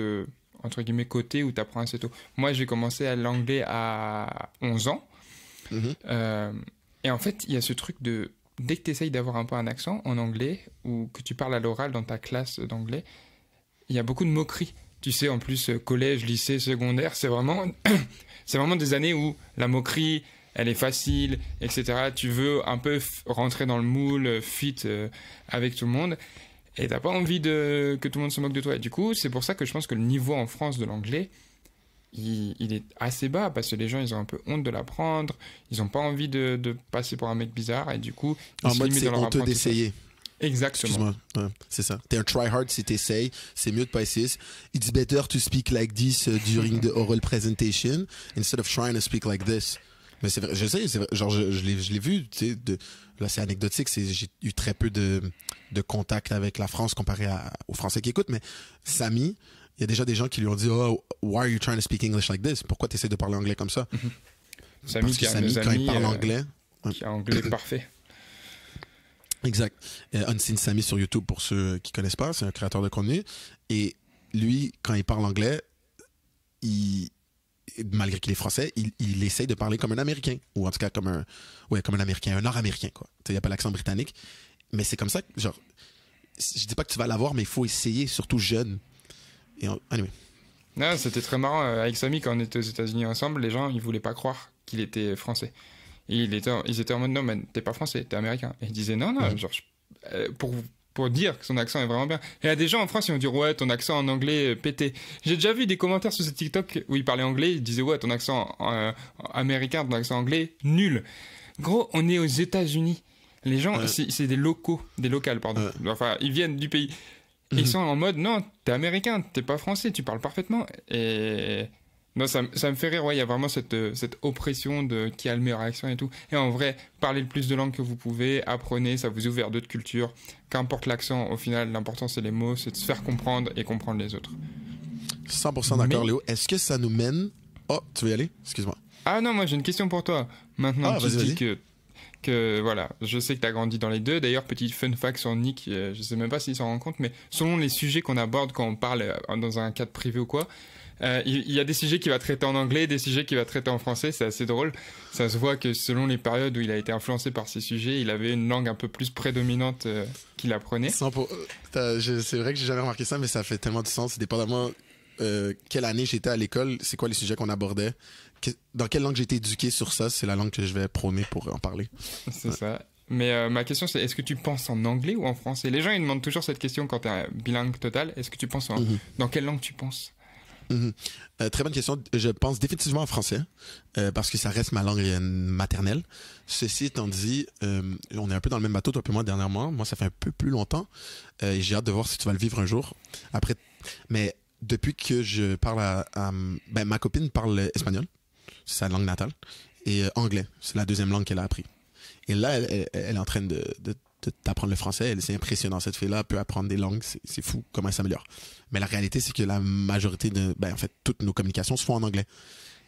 Et donc, parler à quelqu'un que tu aimes tous les jours dans une langue, ça commence à créer des réflexes de pensée. Donc, tu sais, moi, j'ai été éduqué en anglais souvent, mais donc, il y a des sujets que j'aborde plus en anglais, mais j'ai jamais eu à penser en anglais quand je parlais, penser tout seul. Parce que une fois que je sors de l'école, ça y est, je vis ma vie plus en français. Mais là, une personne que j'aime et qui impacte ma vie tous les jours pense, genre, je dois communiquer avec elle en anglais, je commence à penser beaucoup en anglais. Genre, quand je pense émotionnel, justement, quand ma meuf me casse les couilles, elle me casse les couilles en anglais, tu vois. Ok. Elle break your balls, tu veux dire. Exactement, Léo. Exactement. Non, je comprends. Je partage le même truc. Moi, c'est sur un tout autre sujet, c'est sur le contenu, la création de contenu. Je me suis beaucoup formé et j'ai beaucoup appris sur des podcasts, des vidéos en anglais, tu vois. En vrai, il n'y a pas beaucoup de gens francophones qui forment sur comment on crée du bon contenu, qu'est-ce qui est un hook intéressant, une thumbnail intéressante, tu vois. Même ces termes, j'utilise, je fais l'américain, gros. Et du coup, dès que je pense contenu... Forceur, oh le forceur. Quand je pense contenu, je pense souvent en anglais, mais après, j'essaye de limiter le fait de penser. Ça amuse beaucoup de neurones et on essaye d'en garder le maximum, tu vois. Donc, je pense le moins possible. Tout à fait normal, moi aussi. C'est ça. Comme la fille de Down Syndrome au Hooters t'a dit, t'es pas très intelligent, donc limite-toi. Ah ok, j'ai cru que tu disais que la fille Down Syndrome au Hooters, elle pensais pas. J'allais dire, oh là là. Wow, vraiment, est-ce que tu fais t'es contre les gens qui ont des handicaps, Léo, c'est ça? Ah, non, ça va. J'ai été formé par rapport à ça. Mais voilà, je pense que les amis, on atteint la fin de cet épisode. Quasiment, il nous reste notre séquence favorite, nos pet peeves, comme on appelle. Oh, encore un terme anglophone, bravo! Le Québec se meurt, Nicolas. Le Québec se meurt. La francophonie se meurt. L'avenir du faucon pèlerin demeure sketch. Comment tu traduis pet peeve? Animal... Honnêtement, je sais pas, mais là, c'est sûr qu'il y a un Québécois qui est en train de crier. Genre, il y a ses AirPods, là, où il est dans la route, puis il est en train de crier le mot exact. Je vais essayer de le trouver. Pet peeve in French. Google Translate, notre bête noire. Ish. Bon, tu sais quoi? On va faire appel à notre communauté, Léo, et ils vont nous le trouver. Voilà, vous trouvez le nom pour on est des grands traducteurs.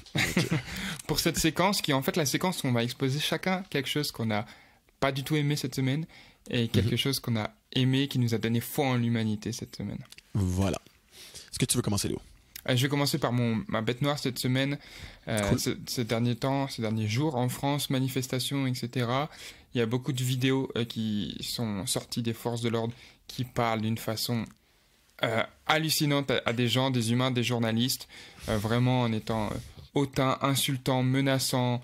Voilà, c'est vraiment très triste. Je trouve que c'est très triste que les CRS, etc., qui sont censés protéger la population, parlent comme ça à des gens qui sont la plupart du temps calmes, qui sont là, ok, certes, ils manifestent, mais c'est un droit en France, c'est un droit constitutionnel en Europe, et qui se fassent insulter, réprimer, violenter comme ça, c'est assez abusif.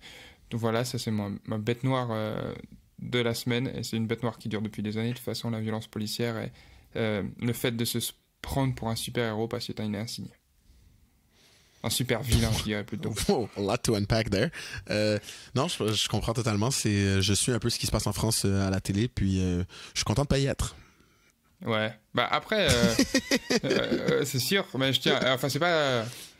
Je fais pas une généralité. Je dis pas que tous les policiers de France sont comme ça, mais de mes expériences, en tout cas personnelles. Pourtant, je suis un petit garçon blanc d'une famille de classe moyenne.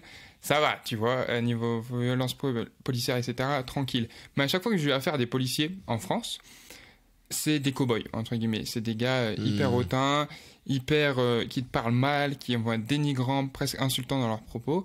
Alors que j'ai eu la chance de me faire arrêter aux États-Unis. Ça sera dans un prochain épisode. Policier super sympa, super cool. Au Canada, j'ai déjà eu des expériences avec la police qui venait chez moi. 2 fois où Nick était là d'ailleurs.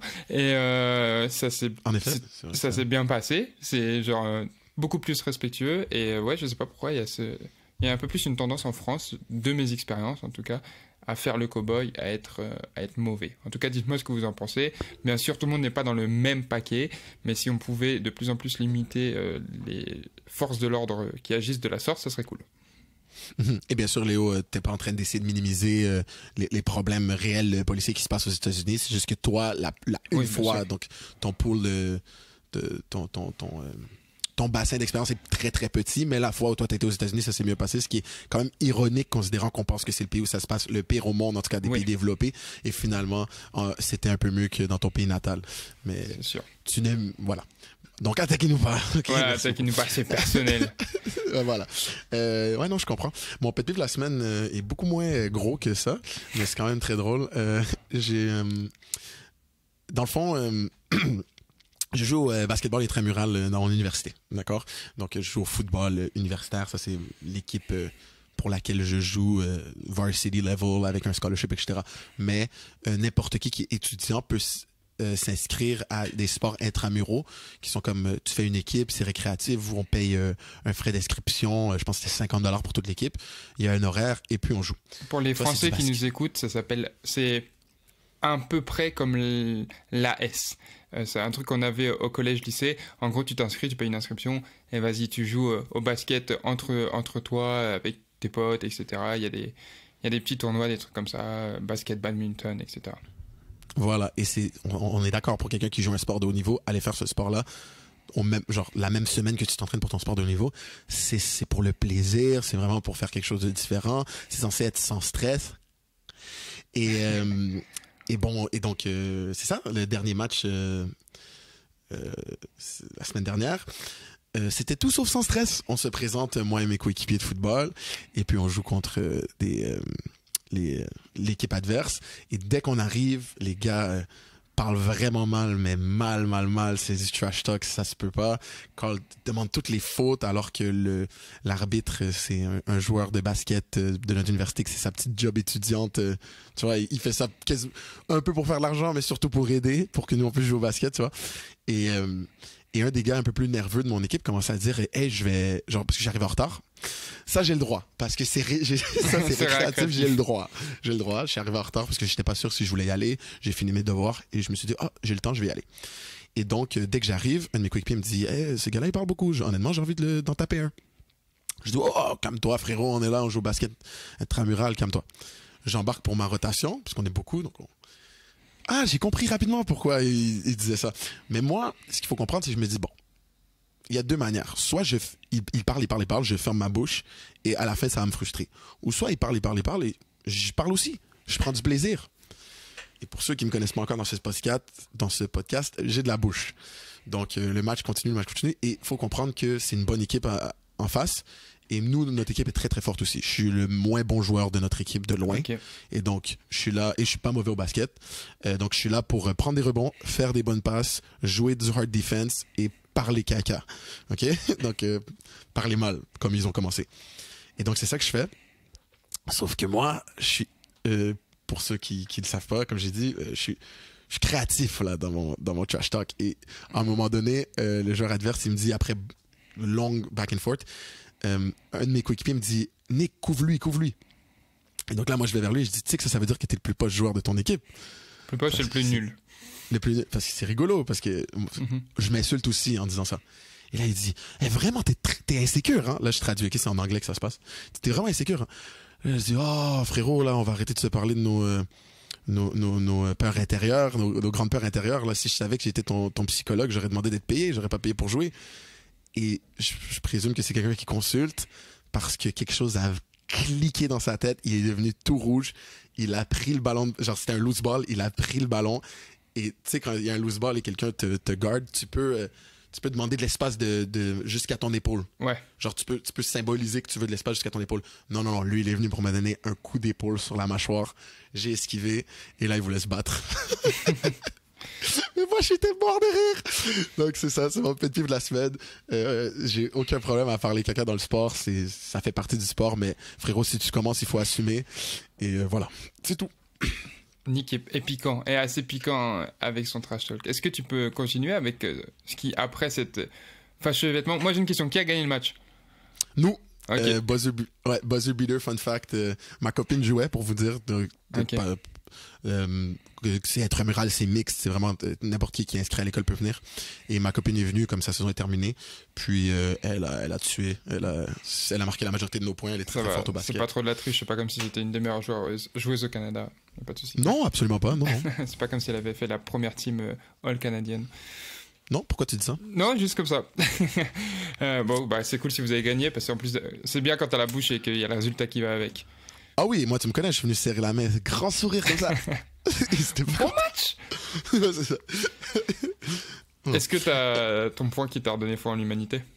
Oui, c'est pas vraiment un point qui m'a donné foi en l'humanité, c'est un peu gros, mais c'est un point qui m'a rendu bien heureux, qui m'a donné foi en moi-même et en mes amis. En gros, ma maman part en vacances très peu souvent, c'est quelqu'un qui est très travaillante, et elle part en vacances avec son mari. Ils viennent de partir. Donc, non, peut-être pas donner les dates. Anyway, ma mère est partie en vacances. Et puis, ça faisait un petit bout que je lui disais, quand tu vas partir en vacances, je vais te déposer à l'aéroport. Il faut savoir que moi, Aéroport. Québéquisme. Non. Il faut savoir que moi, je réside dans une autre ville pour les études. Et donc, j'ai dit à ma mère que j'allais prendre le temps de venir, de faire la route jusqu'à chez elle pour la déposer à l'aéroport. Donc, ma mère m'a dit non, c'est pas nécessaire, ça va, les gens font plus ça, se demander des services comme ça.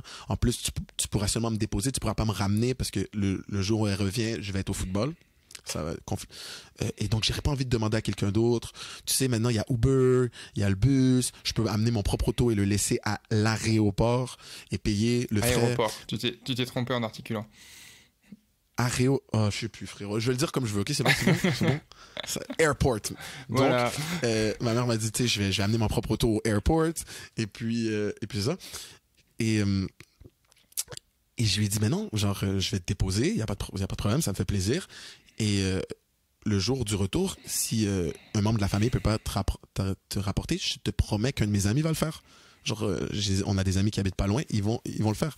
Non, j'ose pas demander. Non, il ne faut pas déranger. Tu sais, ma mère, elle est très là, on ne dérange pas les gens, on fait tout seul. Donc, voilà. Hier, je me fais appeler par un de mes bons amis. Il me dit, hey, frérot, t'es à Montréal en fin de semaine? Je dis oui, je suis à Montréal, je descends pour déposer ma mère au airport et après je retourne à Sherbrooke. Il me dit, ben non, tu descends pas à Montréal juste pour ça? Je dis oui. Il dit, ben non, frérot, je vais déposer ta mère au airport. J'ai dit, waouh! Premièrement, j'avais raison et deuxièmement, genre, j'ai des amis exceptionnels. Donc j'ai appelé ma mère, j'ai dit, tu vois, les gens ils t'aiment, ils veulent te déposer. Mais au final, elle a accepté, donc j'ai déposé ma mère au airport et puis tout est bien qui finit bien. Là, elle est en voyage. Là. C'est marrant que tu me parles de... Enfin, que c'est ça, ton point positif, parce que moi aussi, c'est un point positif lié au transport. Ok. Un peu moins, mais très cool, c'est juste l'humanité est cool. Les amis, c'est que j'ai un ami qui devait partir en week-end. Mm-hmm. Et finalement, il s'est dit, hey Léo, en fait, moi, je vais partir en week-end, je vais prendre ma voiture, mais vas-y, je vais prendre un covoiturage et je te laisse ma voiture tout le week-end. Et voilà, c'est juste, je sais pas pourquoi, j'en avais pas spécialement besoin, mais tu sais, de son plein gré. Et il s'est dit, vas-y, je vais faire ça pour toi.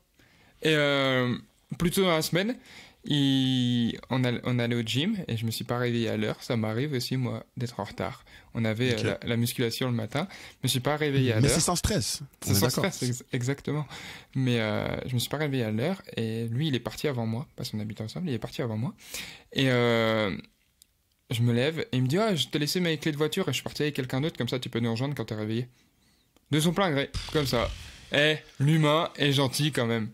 Hein? Et il est même pas québécois? Il est même pas québécois. Après, par contre, je vais pas vous mentir, je les ai jamais rejoints, je suis jamais à la muscu, mais c'était grave gentil quand même. Non, je comprends. Mais comme moi, finalement, c'est moi qui ai déposé ma mère au airport, tu vois. Donc, mais juste le fait que mon ami a proposé. Ouais, non, comme quoi, on a des bons amis, il y a des gens qui nous aiment. Et tu sais, dans la vie, juste prendre le temps des fois on sait qu'on peut rendre service. Les gens ne nous ont pas demandé et leur proposer.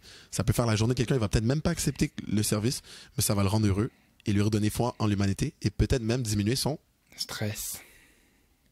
Et il va être sans stress. Exactement. Voilà. C'est la fin de l'épisode. J'espère qu'il vous a plu. Un peu plus long que la dernière fois, mais bon, on avait gros sur la patate, comme on dit. On avait envie de discuter. On se retrouve très bientôt dans le prochain épisode. Pensez à vous abonner à Sans Stress Podcast sur toutes les plateformes. Allez aussi voir la chaîne YouTube si vous voulez voir nos belles têtes discuter, voir les images, voir ce dont on parle. Et on se retrouve bientôt dans le Sans Stress Podcast. Bye. Bonne soirée. Ciao, ciao.